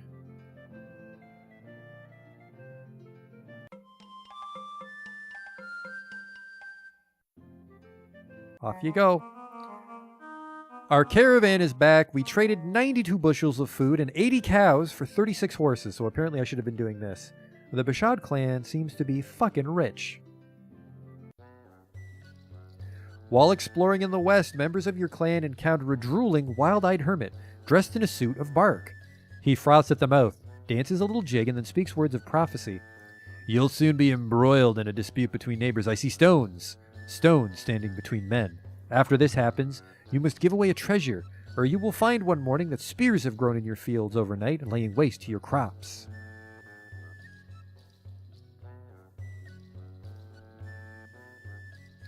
We must gift this prodigious shaman. With what? Oh man, take some cows. Who leads the party? This asshole. Trying to fuck it up.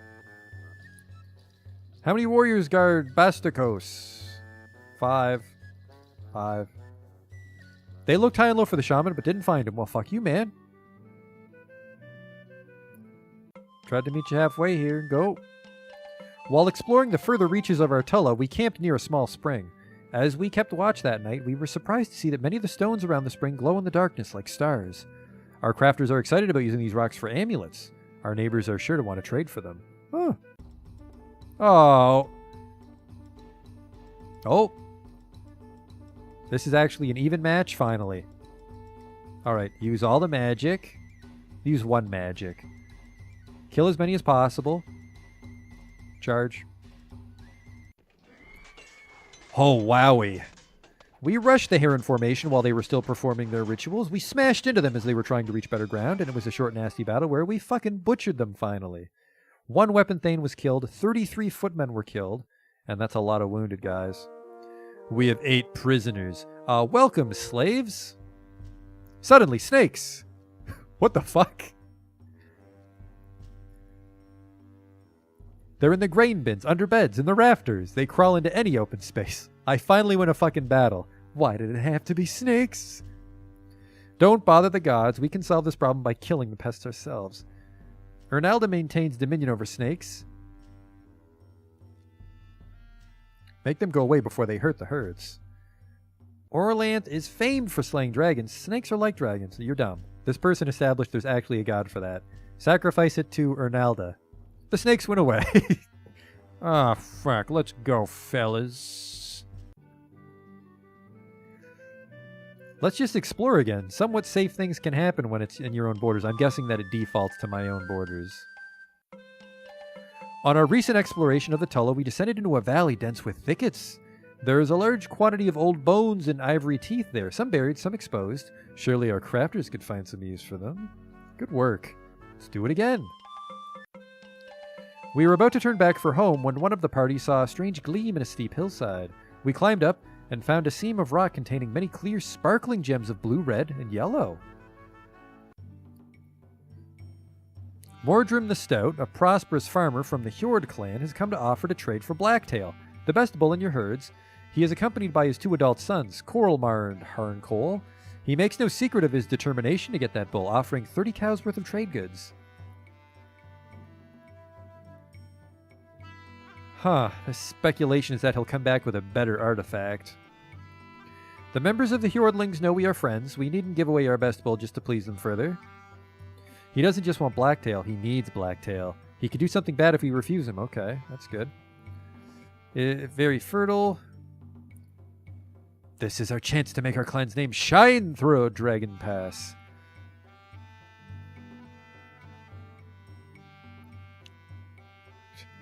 I can offer you stud service. Let's just do it. Mordrim and his sons left with Blacktail, looking mightily pleased with themselves. Let's do another exploration. We've had good luck so far. I'm sure it won't blow up in our face for a little bit longer. Send! Our exploration turned up a well-hidden cave. In this cave is that rare green-colored clay used for high-quality pottery. I'm sure our potters will want to try it. Holy shit. Like, I think we're going to be pulling in a lot of goods this year. We have some backup magic left. How are we doing for war? I need 150. We might be able to build a stone wall next year. Weapon thanes, 17. How do we not have more horses than that? It's weird. We need a lot of people, is the problem. Let's just wait this season out. Great warriors of the death god Humak assemble in your clan hall to make you an offer. The lands around here are rife with the undead. It is our duty, Humak, to wipe out these beings, which are anathema to him. Give us permission to range about your Tulla, slaughtering the unliving wherever they lurk. Why would I not do this? Give them permission, you know what? And I will give a sacrifice to Humak. What do you sacrifice? 5 cows. They praised us as a wise and honorable clan. They tramped around our lands for many days, but did not find the creatures they were looking for. They were good guests, though, and did little to disturb us. Well, thank you.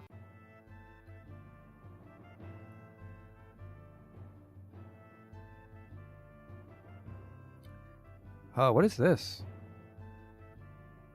The sword was broken before. I wonder if the horse nomads come every now and then, like a pattern.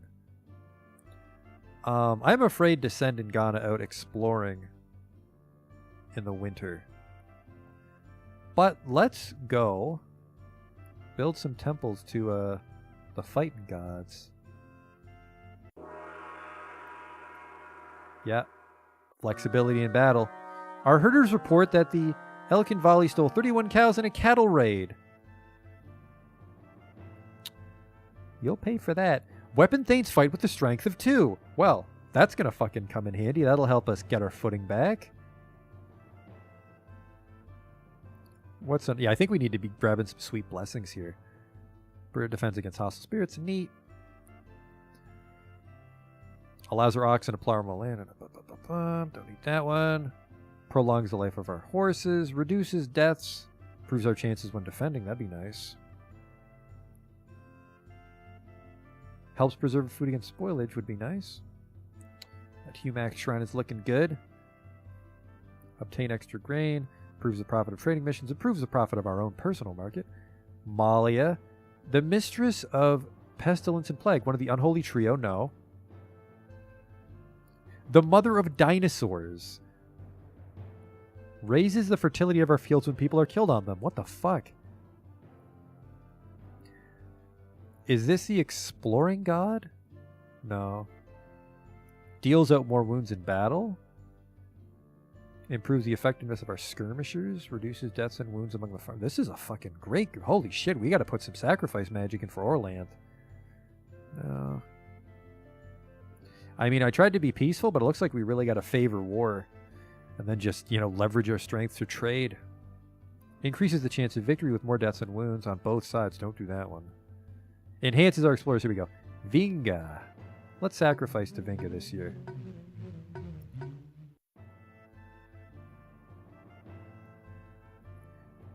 We know none. We know none. Let's just sacrifice 5 cows. 10. She revealed the workings of the Fridwomen tutor. Oh, here we go. Arnbord, a small steadholder, accuses Coral, the poet, of moving the boundary stones between their pastures. Coral denies this and complains that Arnbond is trying to use the clan chief to steal from him. Our men might be willing to fight against tough odds, but not for the sake of a few misplaced boundary stones. Good call. His claim is unjust. Drop it, dude. He grudgingly agreed. A group of the warriors are being babies again. Compose a poem.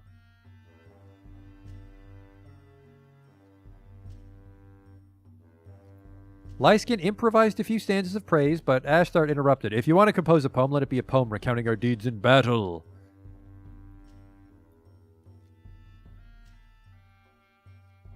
It's the farmers who can't afford to wear bronze armor who bear the brunt of the fighting. We've made the right decision not to raid. You know what? Yeah, we've had a pretty good year for not getting dicked. It's not up to you. It seems to me that you lack the courage to go on a raid, but we're not asking you that. Oh my god, fine, we'll fucking attack someone. Big dick blue jays. We owe them a favor. Brown boars it is. They owe us a favor.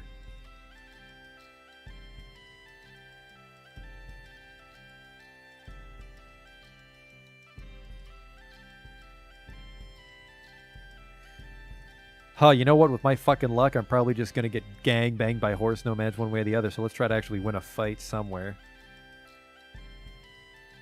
We were spotted. Their whole army gets mustered to fight our army. Jesus Christ. Use both the magic and then just charge. Kill as many as possible. Didn't work out for me. We rushed while they were sacrificing. We ran through a hail of rocks. Fierce fighting. We magicked the shit out of them, but then they fought back with careful attention. Our auxiliaries kept several people from dying, but that was still a bad raid. Thanks, guys who yelled at us. Several of the weapon thanes were heard complaining that we had lost because we were out of practice. Go fuck yourselves. And while we were gone, they stole our shit. And here they are to dick us. Skirmish. We exchanged missile fire with them. Our auxiliaries were able to ease the wounds of one. We lost a weapon thane each. God damn it. We can't perform crop magic this year because of a prior year's omen. Oh. They said that Isseries and Orlanth would judge us by our abilities to increase our herds. If we could seize or buy more cattle, they would bless us. If we lost cattle, we might be cursed. Well, war trade. How much trade did I get? Yep. 52, and then I traded for 37. Crops did good again. 41 more horses. We just need to get the fucking people. I need to try to do a quest this year, I think. Once again, the God Talkers heard Ronaldo crying beneath the earth. We were not able to devote magic to crops because we didn't lead one of her blessings last year. Well, life's fucking hard. Let's have a big old feast. Invite everybody.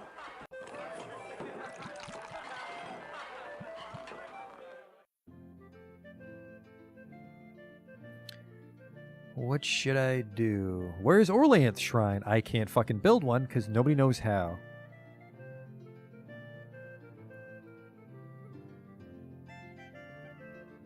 I think Eagle's our pal, right? Who am I feuding with? Brown Boar. They owe us a favor. Huh, I attacked them and we're not enemies. What a wacky old-timey civilization.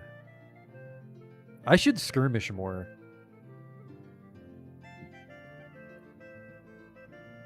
I think if I have a big enough army, I can just drive them off with skirmish. Where the fuck are all my goods? I can't buy that stone wall this year. Blue spruce. They owe us a favor. A lot of people owe us favors, apparently. When did this happen? We owe them a favor, apparently? I don't see Boscavi. Oh, it's right next to me. They're known for pottery and a fanatical attitude. The brown boars are there, the blue jays, the eagles. Looks like everyone to my north is trying to fight me. No, sorry, the Elkinballs are behind me. We're feuding with them. Resolve feud. And apparently we just have to give them wealth because they don't want to bang us. We're Stinkenheimers are ugly, apparently. Just bring food. Offer them wealth.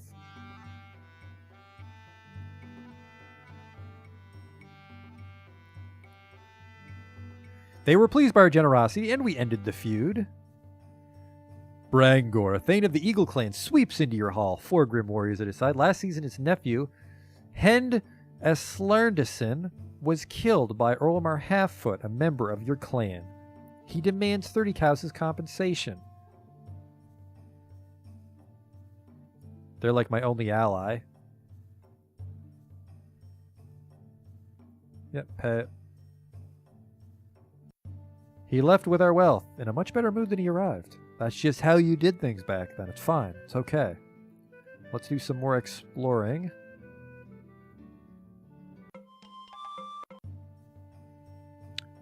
Good lord. As your people explore your telly, you find many unusual features. One of these is a cave. The cave is inhabited by large, armored rodents with huge mouths filled with teeth, each as sharp as a needle. The creatures swarm out of the cave and attack the Carls who found the cave, injuring several of them. The people are worried that these creatures will cause more harm. The weapon thanes say that this is a matter for the Carls. Fucking babies. The Carls say that this is a killing matter. Weapon thanes.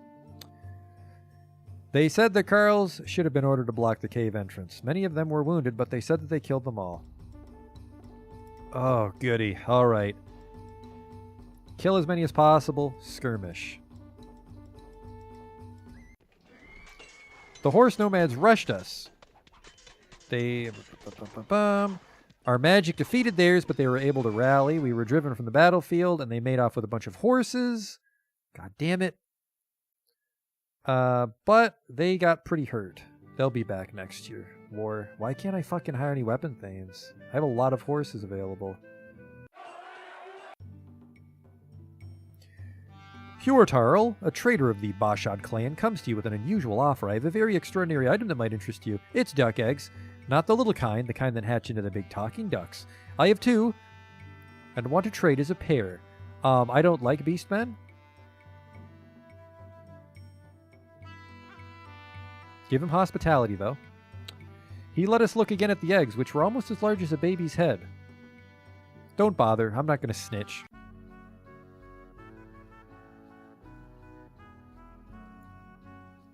It looks like I can hire thanes every season. Let's explore some more. Your explorers find an old series of sacred stones in a forest clearing while exploring Yotella. Your magicians say that the stones are probably inhabited by sleeping spirits. If we can boast as well as Orlant, the other clans will be impressed by our find. If we boast like Ermal, they will think less of us. This area was last inhabited by dragon friends. If they left these stones, the spirits might be malign. The shamans will want a gift. Fuck that. If we dig up the stones, the spirits could curse us. Shrug. To be safe, we let the stones alone and told our hunters to stay away from them. Longpent, a thane of the Badger clan, comes to ask you to make good on a favor you owe to his people. We ask that you give us 20 cows. Alright. Our Carls grumbled a little, but they could not fault us for meeting our obligation to the Badger clan.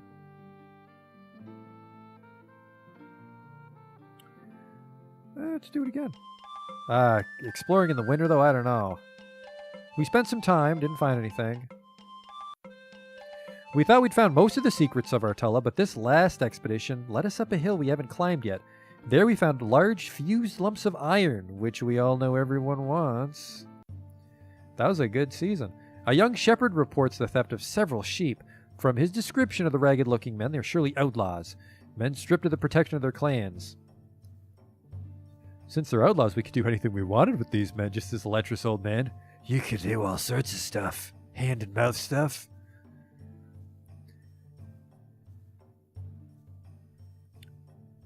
I could bring these men to heel, aided only by a child and armed only with a piece of straw.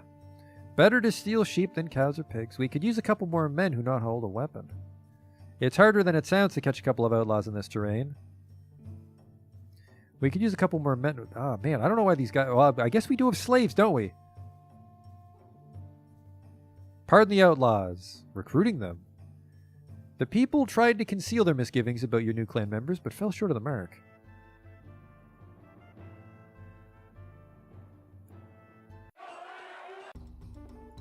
Whoop, we're being raised by the Harani. 12 horsemen, 128 weapon thanes.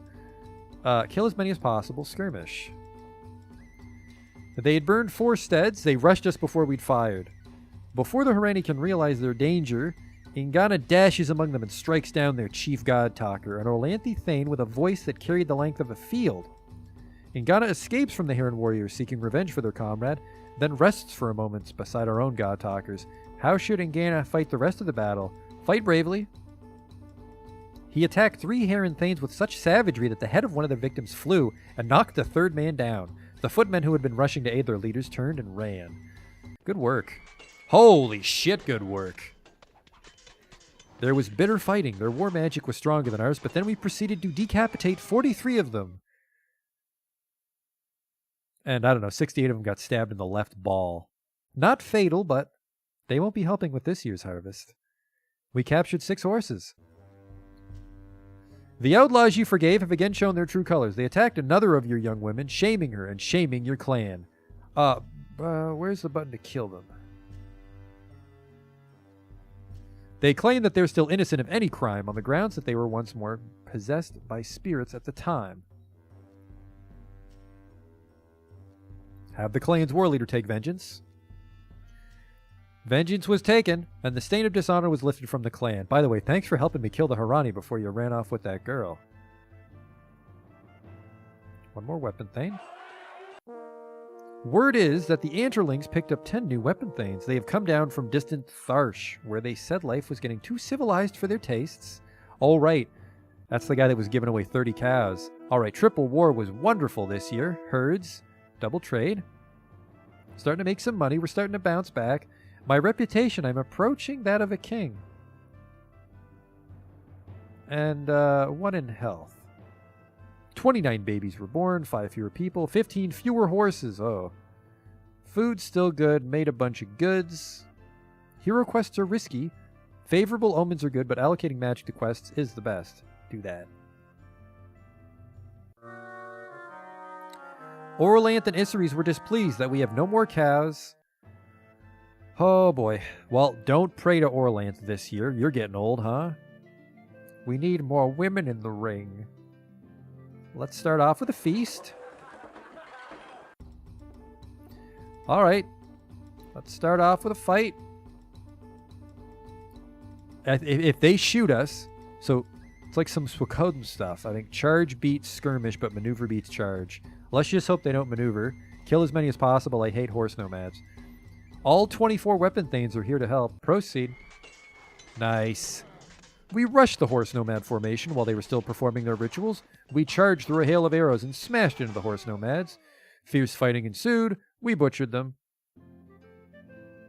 They're all dead. Little happy music. I need a Vinga sacrifice. Allows a woman to defend the Tulla. Oh, there we go. 4 goods and 2 cows per year. Deal. Let's learn another ritual. I'm losing cows. I gotta be careful. Alright. Carls of your clan are excited to see a rainbow touch down in one of your fields. As Orlanthi, you are storm people, and there are few omens as positive as a rainbow, the beautiful gift left by the gods in the wake of a storm. It meant we're due for a time of good luck. Others who hear about this rainbow will want to be our friends.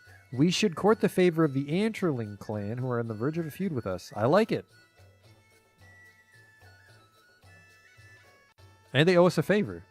The chief and thanes of the Anterling clan pledged their friendship to us. Thank you.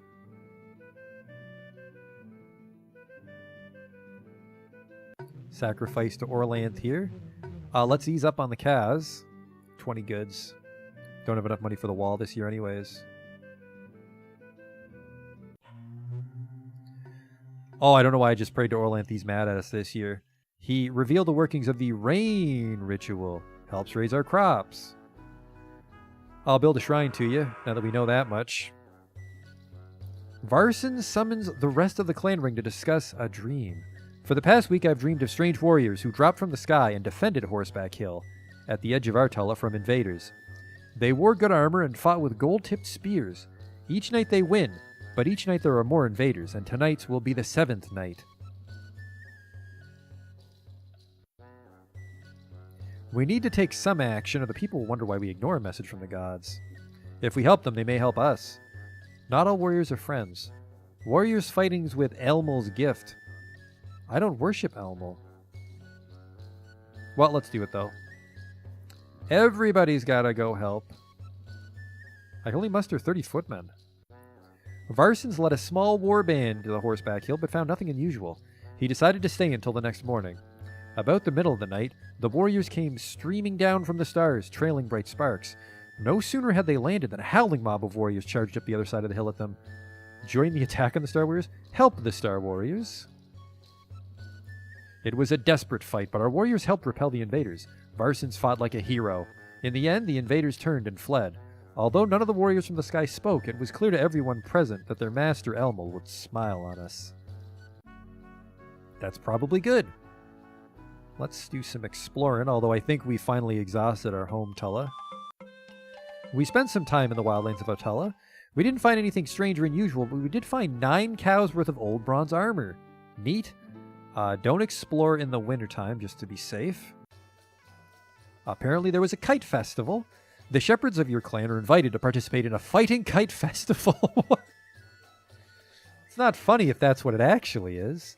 They stamp the borders between the clans in a way that expresses Orlantha's battling stormy nature through a friendly competition. The festival takes place over several days. Competitors use sharp edges on their kites to try to cut the strings of the other kiters. The clan that wins the most matches is thought to have the favor of Orlanth. If we throw a feast, tradition requires that we slaughter many cows. This is a good chance to improve our relations. With little risk of insulting them, talk peace. The other chieftains said that peace was good. The shepherds of the Blue Spruces won the contest. That's good.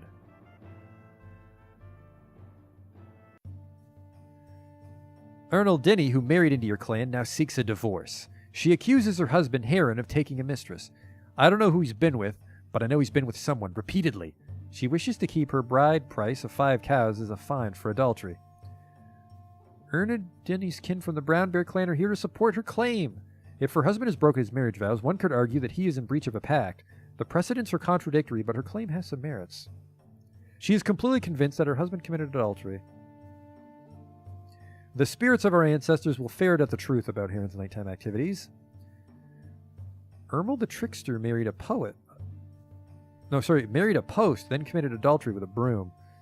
Then bad things happened to his entire clan. Outlaw him. A divination is only as good as the magician conducting it. Her clan is already displeased with us. Yeah, fucking Pam. Your justice honors me, said Erna Dinny, as she left her Tulla to rejoin her kin among the Brown Boars.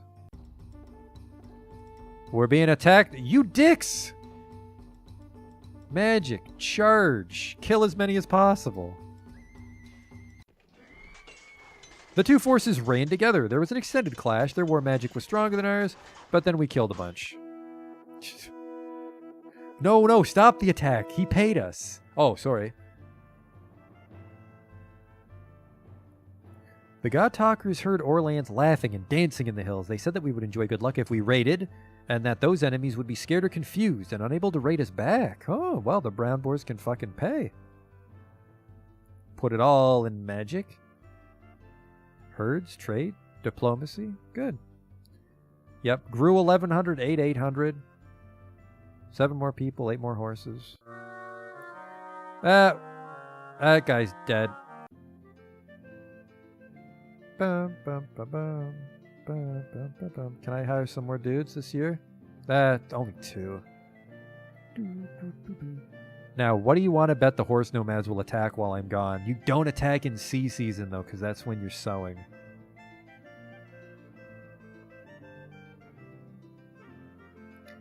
Let's explore near. I don't even know. This is me, apparently. Let's try this. An exploration party returns with a legendary treasure of the First Age. Humacht's Raven Banner. When carried into a fight, this battle standard guarantees victory in battle. However, it does so at great cost. The standard bearer is always killed. Oops. That's pretty great. If we must give this treasure away, make sure we don't send it to our enemies. Oh yeah, this is ours, by the way.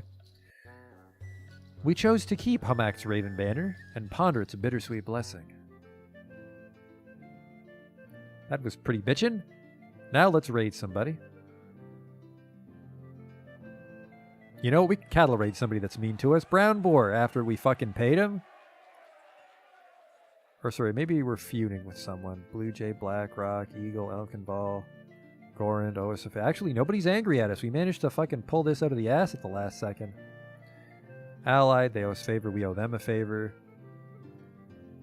Ah, fuck. We're feuding with them. Heron. Let's go all in. A cattle raid. We managed to ride right into their tail and make off with 21 cows. Brandig, a Thane of the Grey Dog clan, comes to ask you for information about Tarkalor, chief of the Annaring clan. We intend to enter into negotiations with Tarkalor and hope that you know something about his personality so that we'll be well prepared for our parley with the Annarings. You owe us a favor, and we'll consider your obligation discharged if you give us good information.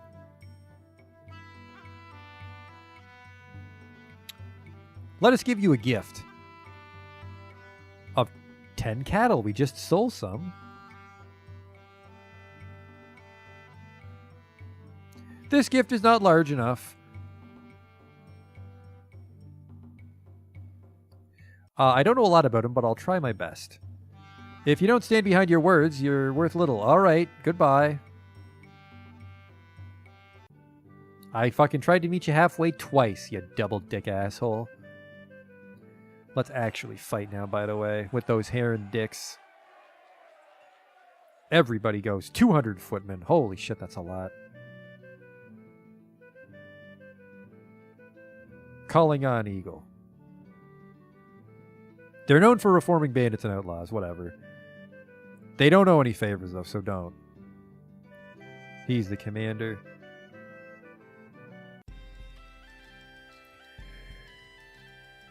We were spotted. 23 weapon thanes and 211 versus 9 and 126.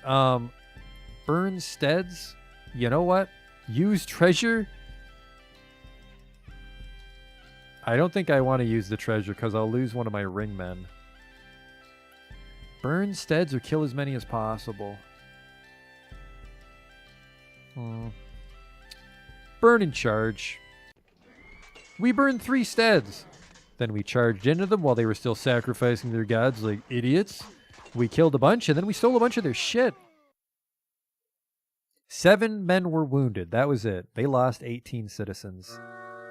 Our herders report that when we sent nearly all our warriors, the Bashid clan... Aren't we allied with the Bashid clan? Dude. I am allied with the Bashid clan. Heron, we're going right back and we're just going to fucking... This is still a lot. Like, we can leave enough to stop raiders while we're gone. Our forces are strong enough to go raiding now. Yeah, Heron. Plunder everything you can. I don't have any magic. Charge. Both sides were eager to engage. Ingana slipped and fell during the first charge. Now she's surrounded by Heron warriors. They're too busy fighting to realize that she has slipped into the ranks. Fight to the death. She saw an enemy hero preparing to perform the lightning sword feat and charged the man alone. She fought bravely but only lasted for a few seconds.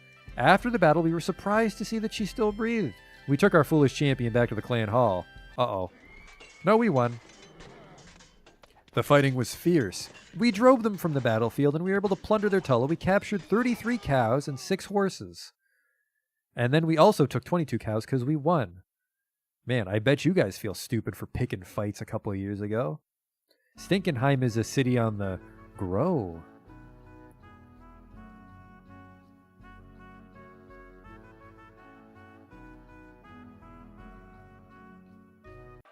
Something tells me I don't want to just fucking beat him into the ground. Bashad allied, allied. If I can just get like a nice ring of allies around me, I should try to befriend the Black Rocks.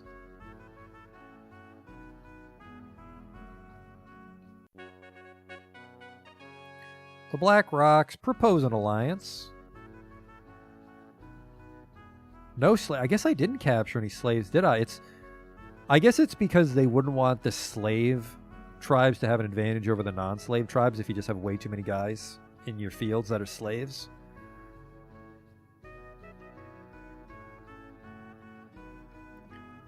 So we just have to give them a lot of food so they'll talk to us, and we offer a lot more food for the actual alliance. Proposed alliance. Your emissary, Coolbrast, approaches the Black Rocks, seeking to negotiate an alliance with them. First, he presents the gifts we sent. The Black Rocks praise our gifts and toast Coolbrast in their feasting hall. Once the gift-giving is over, how does he approach the Black Rocks for his alliance? Well, we established that people don't form alliances just out of generosity. You need warriors to protect you. Apparently, we're like a militarily strong town, finally. You'll profit greatly from an alliance. The Black Rocks. I don't know a lot about the Black Rocks. He values generosity. Okay, well, generous. He has agreed that our two clans should be allies. Generosity is the prerogative of chiefs and kings, he said, and I'm glad to extend to you our bounty and protection. Excellent work, Cool Breast. How old are you? 39. He's got plenty of years in him still. Ingana's only wounded briefly. Like, she'll be fine in a year. And we're probably done fighting. She's also really good at combat. I guess the trick is you could, like, waste a month organizing your ring into warriors. Maybe not. Let's try, how are we doing for this? Alright, let's do another sacrifice to my main Orlant. Still low on Kaz. Mysteries, please. Thunderstone. I think Thunderstone's for fighting, so that's fucking wonderful. Two unknown people come to you seeking temporary refuge. They seem to be foreigners. They don't know the proper greetings and speak only the trade language. Their clothes are tattered and it's hard to say where they come from. We need food, place to stay. We'll fight. Fight bravely for you, especially from horseback. We'll stay for 10, 15 seasons. No more.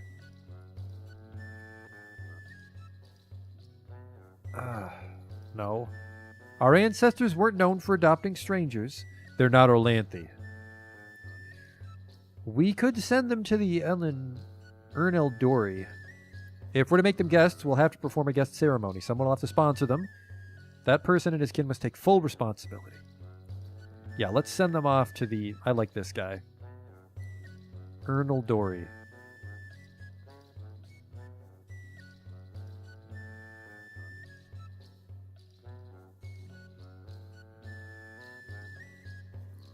What?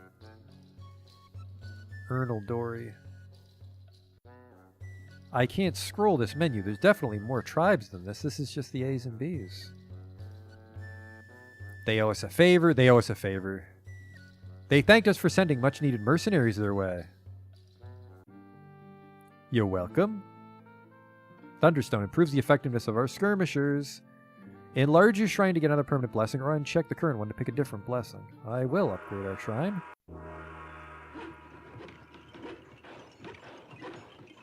That's good. Now we just need to get the other shrine for Vinga. Mysteries, 10 Kaz. We're starting to learn. Interesting game. There it is.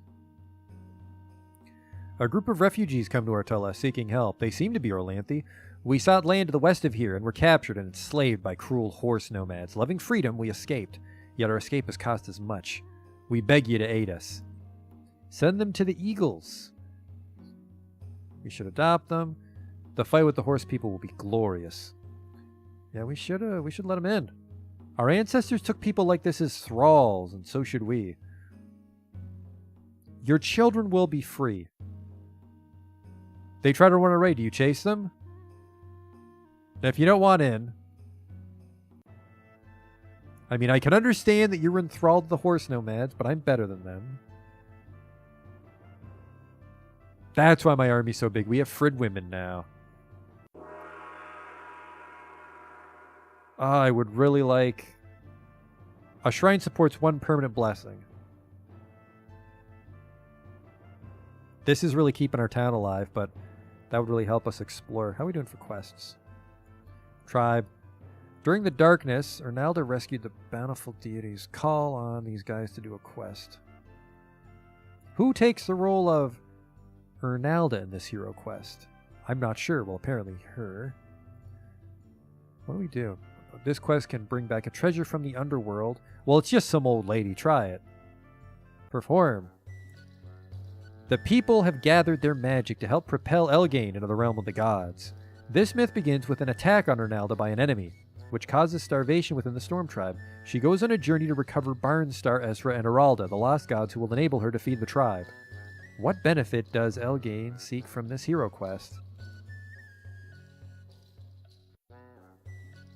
Bring back treasure.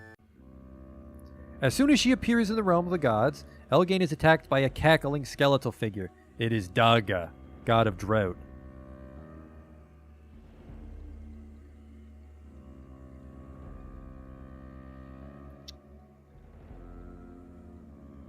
I don't remember what happened. I think you're supposed to read the story and then try to reenact it. Suffer Daga's blows. Elgain suffered terribly as Daga attacked her. She felt everything going wrong. As all the sustenance was torn from the earth, she felt the cries of the starving people of the Storm Tribe. Elgain lost heart and was slain, her body reappearing in the center of the ritual ground. The people mourned her. A hot, dry wind circled around the ritual ground, and they became nervous. Oops.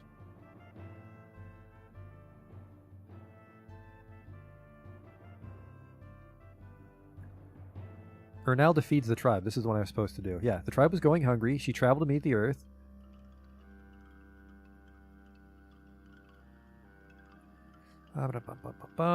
She was once drained of everything by an enemy, but she still had to feed the tribe, which required her to find her last kin.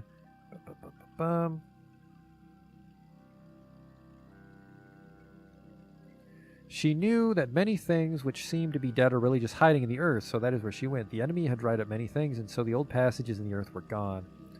So Ernalda went to her grandchildren, the Alder army, and asked them for one of the seeds. Where's the god of drought? Yeah, it seems like I have to read this story and then try to reenact it.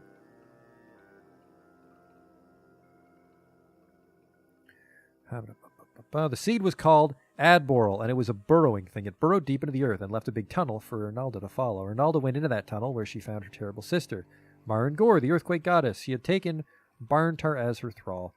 Your son, he helps me to break up the earth into pieces so that I can hurl it at our enemies. But Ernalda looked at Barntar, who looked sad to see his life-giving powers used to bring death. Ernalda convinced Marangor to give Barntar back. Ernalda took Barntar with her and went further into the tunnel, where she found the cavern of the terrible aunt, Tycor-Tek. Tycor-Tek had been collecting dead souls in her cavern. During the troubles with Orlan's enemy from within, Ernalda and Ezra had wandered in there seeking protection. Ernalda asked Tycor-Tek to release her bountiful daughters, but Tycor-Tek refused. What comes into my realm cannot come out again. Despite her aunt's strong arguments, Ernalda persuaded her to relent. Ernalda had the kin she was looking for, so she headed back to the tunnel mouth, but a terrible woman she had not seen before blocked their way, looking fierce and brandishing an axe. You cannot leave here. The tribe is sundered and cannot so easily be mended. I have been charged with the task of keeping the broken things broken. Ernalda told her why she should step aside, so the terrible woman stepped aside, now that Ernalda had learned her secret. Ernalda went back to Ertulla, and with Barntar, Erlda, and Ursa fed the tribe. Interesting. So she just sweet-talks her way through the whole thing. Our patrols have spotted a cattle raid. Our patrols managed to summon 12 dudes. Just skirmish them. Drive them off. We exchanged missile fire, but never closed. They got fucked. 2 weapon thanes. Killing weapon thanes seems to be a big deal. We hero quested recently, so we should not perform a hero quest this year. Alright, so I guess just dump magic into a quest and then, like, actually do it that year. Some god talkers identified good signs. Others thought things would go poorly. Nobody could agree. The next harvest will be a good one. Let's go. Goods are coming in real slow. Let's go goods in war.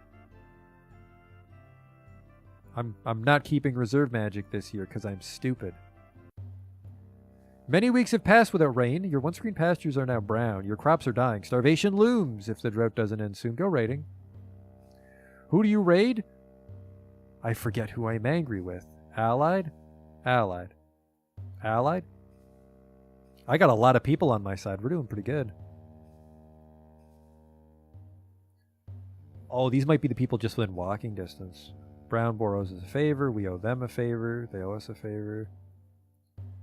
This is just how you do things. I'm attacking the Boscavi.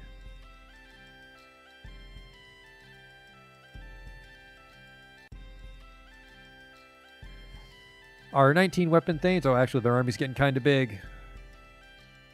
Plunder charge. They were still performing their ritual, and we beat them up. We captured 34 cows and 7 horses, and we took enough food to feed 51 people for a year.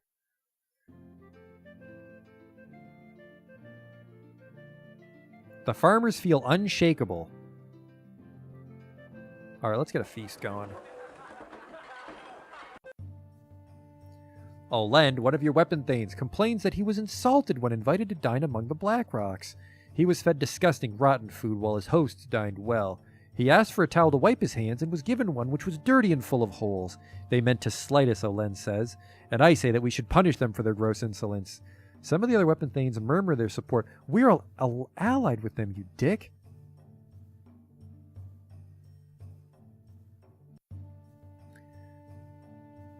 Olend holds this insult close to his bosom. It will be hard but not impossible to convince him to give it up.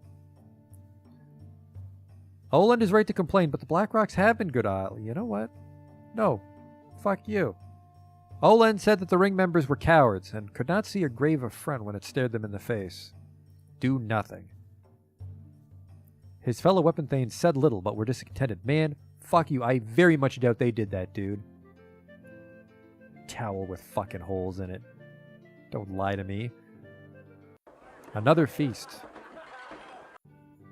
There.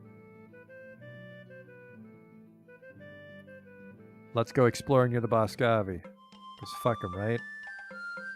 Because fuck 'em. While exploring, you find evidence that a great battle was fought on Yotilla over some long-forgotten day. Brag to other clans that you did nothing. I guess we're going to boast about it, okay. Our neighbors were much impressed. Guess what I found? Some old stuff, no biggie. Another season has passed without rain. This is making me worried. 5 horses?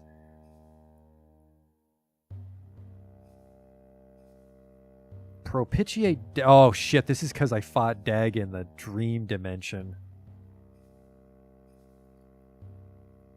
The drought will have the bellies of the Horde weapon thanes grumbling. If we strike before our own men are weakened, we will triumph. The Carls want us to keep trying to end this drought. Make sacrifices to Heller.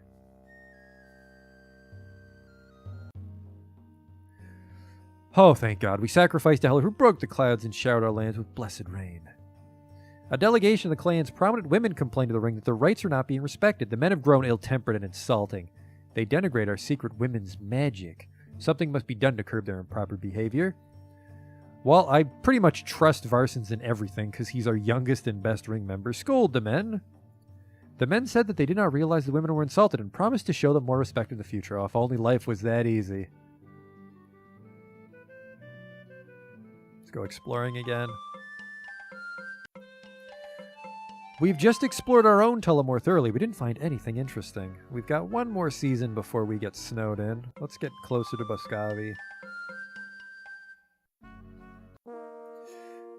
The party we sent to the west found an unusual piece of quartz. It seemed to spark easily, so they brought it back.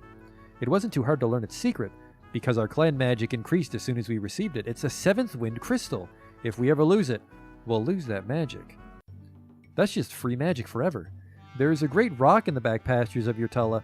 Randon Coral Marson was walking by it one day when it spoke to him. It claims to be named Terrid Real and to be the guardian spirit of the local hills.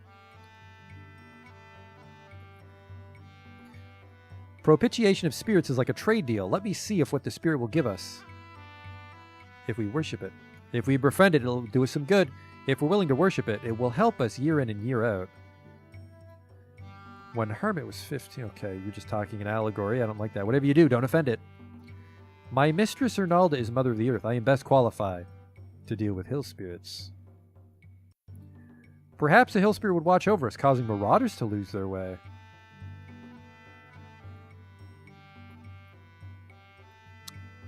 You know, we get attacked a lot, so let's just permanently sacrifice things to this rock.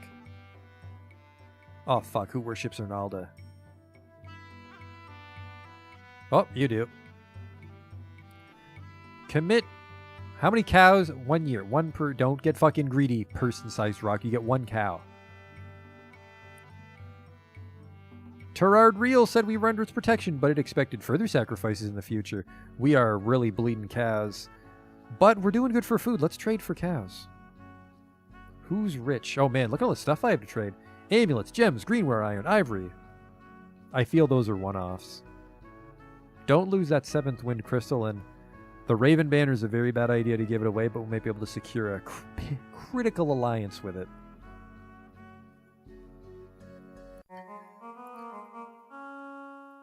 Bum, bum, bum, bum, bum, bum, bum, bum. We have enough trade goods to sell some stuff. Yeah, we don't have enough for the wall. Sell goods. Sell food. I need cows and treasure.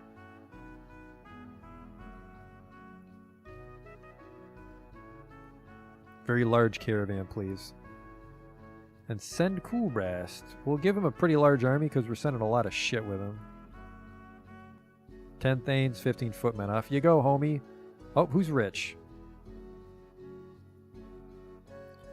I need a town that is known for being rich. They're known for making clear wine. They owe us a favor. They owe us a favor. Fine apples. Unrelenting hatred of the Pharaoh. We should fucking chum those guys up. We're allied with Bashid. Who's rich?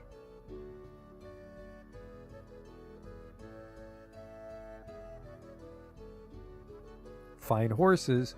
I should, you know, I could go to the Blue Jays and buy horses, but do I have enough people to turn into weapon thanes? I got to be careful because it looks like the tribes are starting to catch up with me. It's like 25 weapon thanes isn't incredible anymore. Hunting prowess, pottery, eagle, reforming bandits, skilled cooks, fertility, large cattle herd. Huh. I'll go. Yeah, they're known for their large cattle herd, so they should want to buy a lot from us. This year's harvest was a good one, but we fought in the sea season, so we got fucked. Shit. Oh, there we go. Our caravan is back from Ernaldori. We traded 100 bushels for food and 80 cows worth of goods for 169 cows. I'm not a military man, but I saw 17 guys that look like they know how to fight. All right, we're starting to bounce back. I think dark season, I don't think our traders will want to go out.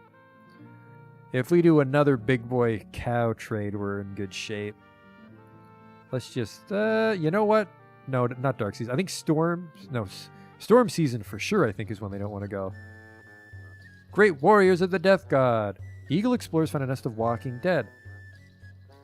Yeah, I'll help you, man. Send warriors. All of them. They said we were honorable and then departed with our warriors in tow. They are not coming back. Uh-oh. Oh, boy. I misread that. That's what happens when you skim. Whoops. Oh, shit. Well, we're back where we started. Oh, there we go. The warriors are back from their mission to slay the walking corpses alongside the Hamakti. They said that the fighting was fierce and 2 of them were slain. They said there was no treasure to be found in the monster's lair, but that is the way with walking corpses. We did the right thing. We don't want to piss off Hamakti. Dangmag, a great Uruxi warrior from the chaos-hating Hillhaven clan, comes to share a blood-curdling tale. One of that clan's ring members was just found decapitated in the forested part of the Hillhaven Tulla. Dangmag is certain that the killer is a member of the chaotic cult of Thanatar, known for stealing heads and putting them to grim magical use. Dangmag's clanmates conducted a divination and concluded that the Thanatar cultist is a member of your clan. He wants to question your clan members in order to identify and punish the culprit. In a divination, the gods are infallible, but the priests to attract their attention. What do we got here? Yeah, whatever. The Uruxi warriors could destroy our entire clan. Holy shit. Alright, yeah, interrogate. After a lengthy interrogation, Dangmag concludes that Yanioth is the culprit. Yanioth swears the accusation was unjust. Who's Yanioth? Oh yeah, you're the weird one. See ya. We outlawed Yanioth, horrified that a minion of chaos had been among us for so many years. We have nothing to do this month. We'll reorganize. Who's this? She's very good with animals. That was our Analdo worshiper too, wasn't it? No, you're the Analdo one. We're missing a couple gods from our ring. We got any Double Dipper worshippers? He does. He worships too, but I think that's because he's the chieftain. Nobody else is a Double Dipper.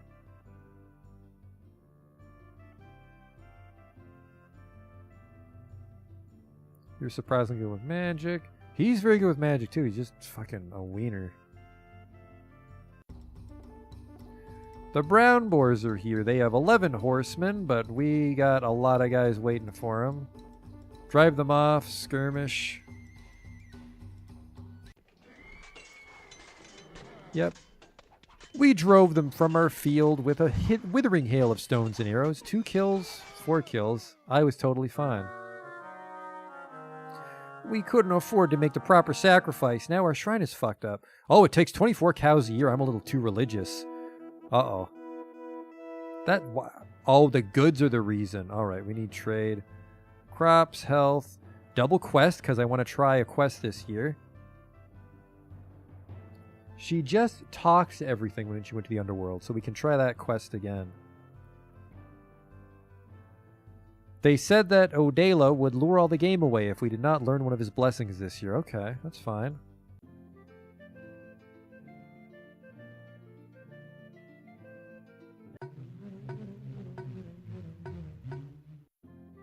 Ten cows. I do not have a lot of food this year. Friend of the Yinkin. Reduces food spoilage? Sure. Oh, I need to make the shrine. And then which shrine broke? I forget. One of our shrines is in disrepair. Issaries, which we just have to rebuild. That's fine. All right, so it's the sea season. So we will want to... what?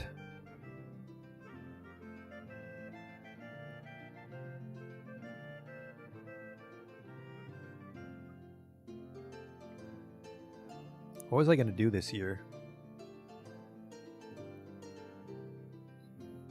Clayton's not too happy. Well, let's just have a feast then, boys. Oh, we were going to do a quest this year. So yeah, let's do a quest and then we're going to wrap it up for the night. Time flew. Fun game. Emissaries from the faraway Grey Dog clan petition you for help. Their corner of Dragon Pass is plagued by drought. Before the drought spreads, they want to sponsor a hero quest in which a great holy warrior of Orlanth will enter the God Plane. There he will help Orlanth rescue the rain god Heller from the belly of Aroka the dragon. They want you to lend your prayers to the ritual that opens the door to the timeless realm of the gods. Well, that should be fine.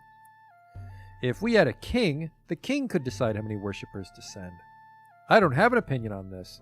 There's no sign of drought here. The mere thought of one sends chills up my spine. We just had one last year. If we show appropriate generosity, we'll gain the respects of... Oh, yeah, okay, so this will be kingly of us. Our worshippers enjoyed their lengthy pilgrimage to Orlanth's holy place. The Grey Dog's Windlord was unable to complete the difficult quest, and their elders lamented what would doubtless be a continuing drought. Well, I tried to help you, man. That really fucked me on my magic, too, by the way. -3. Oh, can I even do a quest with 0 magic? Can I do a quest? Tribe. Oh, man, she's good if she dies.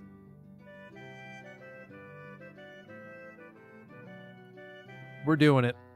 Bring back a treasure. Oh, well. She's not allowed into the god dimension. Fuck me, right?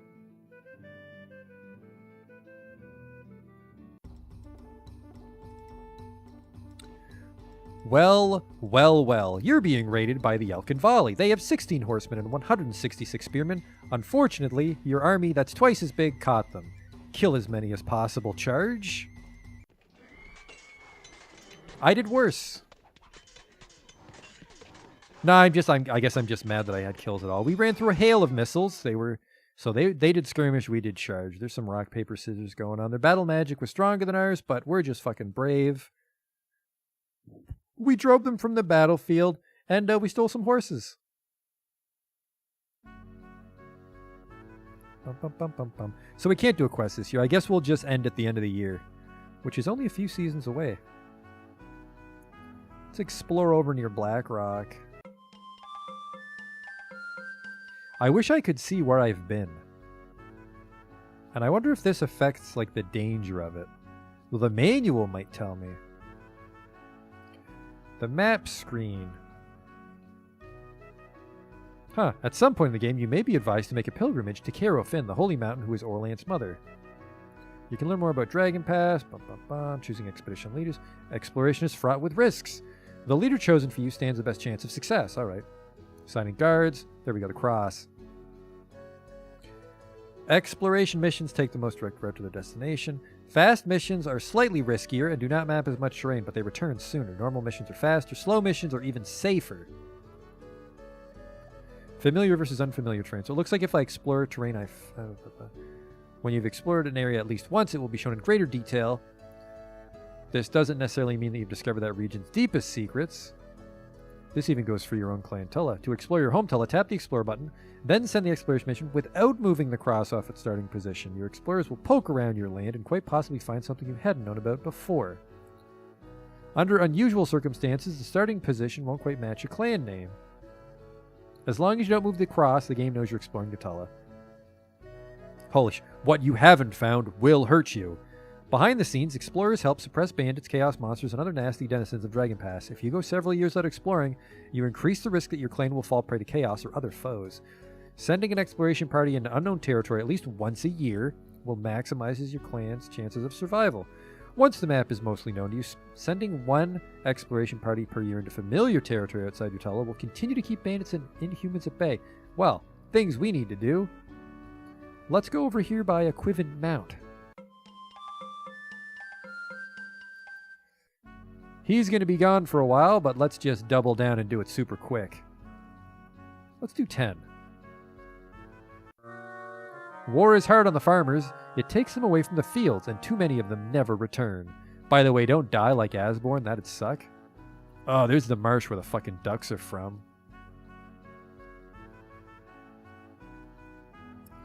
Man, I got a lot of fucking farmland. Let's make sure that we have enough allocated. We need 286, 252. Yep, so we're good enough to tend the land. The pigs need 23. And our livestock need to graze on 28. Oh man, I have a lot more pastures than I need. We should have enough food. 351.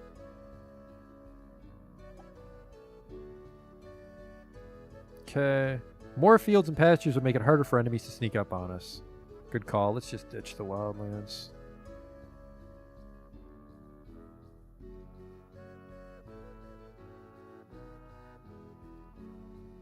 Can't get this fucking push and pull to work.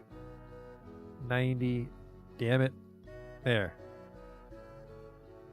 That should be fine. 86 horses. I think they help plow. Let's check the war screen.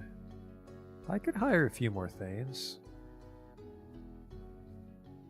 And hire people from outside the clan. This is weird because it's like... Oh, I guess if you unclick promising Carls and go from outside the clan, then we don't lose farmers. Okay.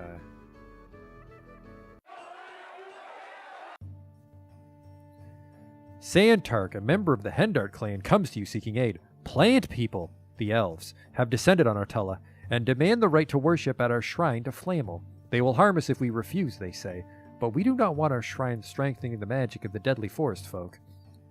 Helping the Hendardi will improve our relations. I guess we are trying to get everyone under our banner and become the King of Dragon Pass. We don't want to fucking eradicate any tribes. We just want to keep them super weak and then eventually absorb them as thralls. Not obligated to help. How are you doing, guy? You're looking older by the second. 61. He's only got a couple more winters in him. Consolation is better than fighting. The elves are terrifying opponents. If we wish to fight them, the war party must be led by someone proficient at both combat and magic. Which is you. You're kind of gross. He worships the death god. It's unlikely that Flamel is paying attention to this dispute. We must think of our crops and avoid fighting during the earth season. Flamel is the god of vegetation. Some say he was married to Ronalda before she married. Huh.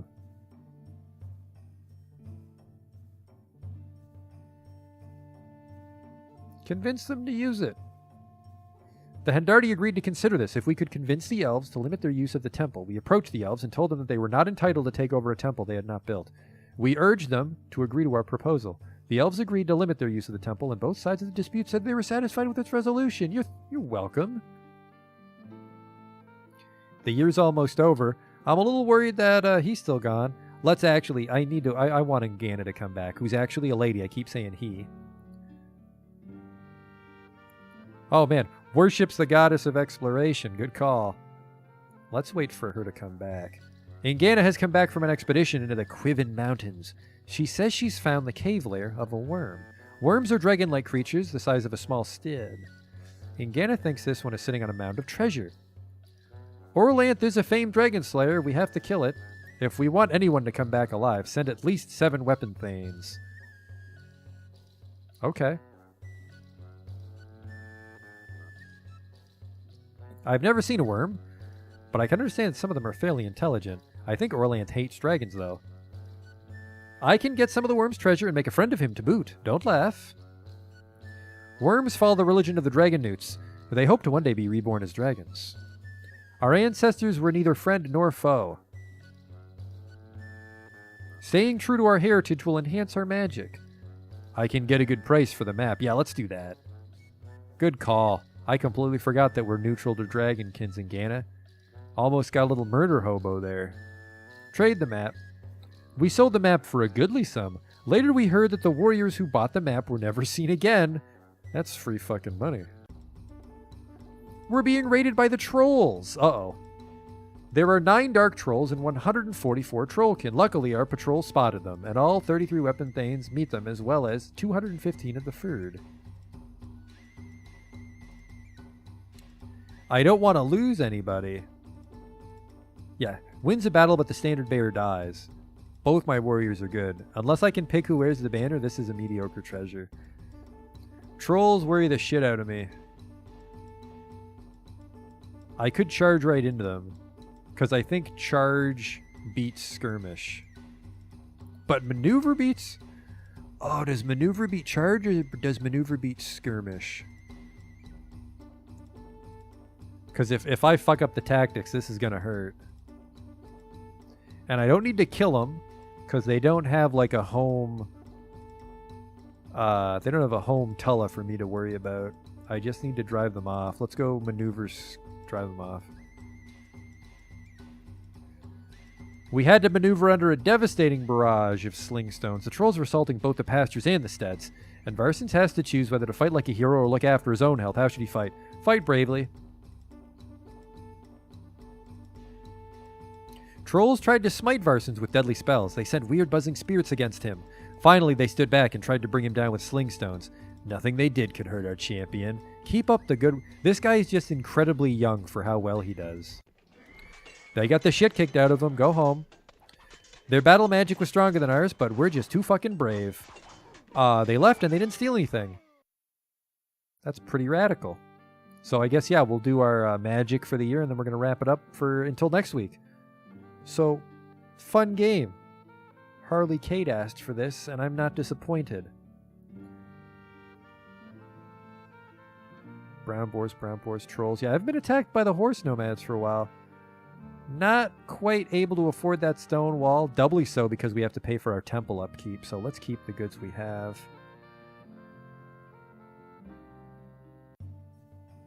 Our group of ragged outlaws demands your hospitality. Their leader says they're favored by Gargarth, the god of outlaws, who will rain punishing hail upon your Tulla if you do not hold a feast in their honor. If you don't give us your finest ale and your choicest meats, Gargarth's hail will flatten your crops, kill your sheep, and wound your children. We could easily run these scoundrels off. Don't even think about gifting them. He's a minor god. Attack them. They seemed to know that we were going to strike at them even before we decided to do it. They fled pell-mell through the hills, and we caught not one of them. Even their children were as fleet-footed as goats. Okay.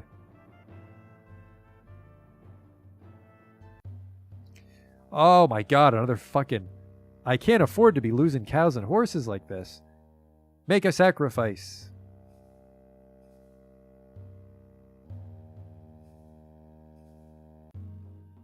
Thank God. 10 cows. Well, technically 5 died, so 15 cows to cure a drought. By the way, drought in the winter. What a time. 27 babies were born. No more people. I guess we basically lost 18 people this year, and then 18 were initiated as adults. We lost 41 cows and 2 horses. Food's doing fine. Made a bit of goods, which kept all our shrines up and running. Herds, crops, all war. We've been having a good run this so far. Look at that. We're almost at king. I imagine once we can get the king reputation, we'll be in really great shape diplomatically. Start rounding up other clans. Might be able to form our own tribe. There's that weird, like, blob on the map. Yeah, clans. There. The Kolimar tribe, which seems to encompass multiple villages. So I have a feeling I can form my own. But yeah, there you go. That's a brief look at the King of Dragon Pass, which I enjoyed. So I'll give it a go again next Wednesday if you want to come and watch that. But until then, thanks for watching.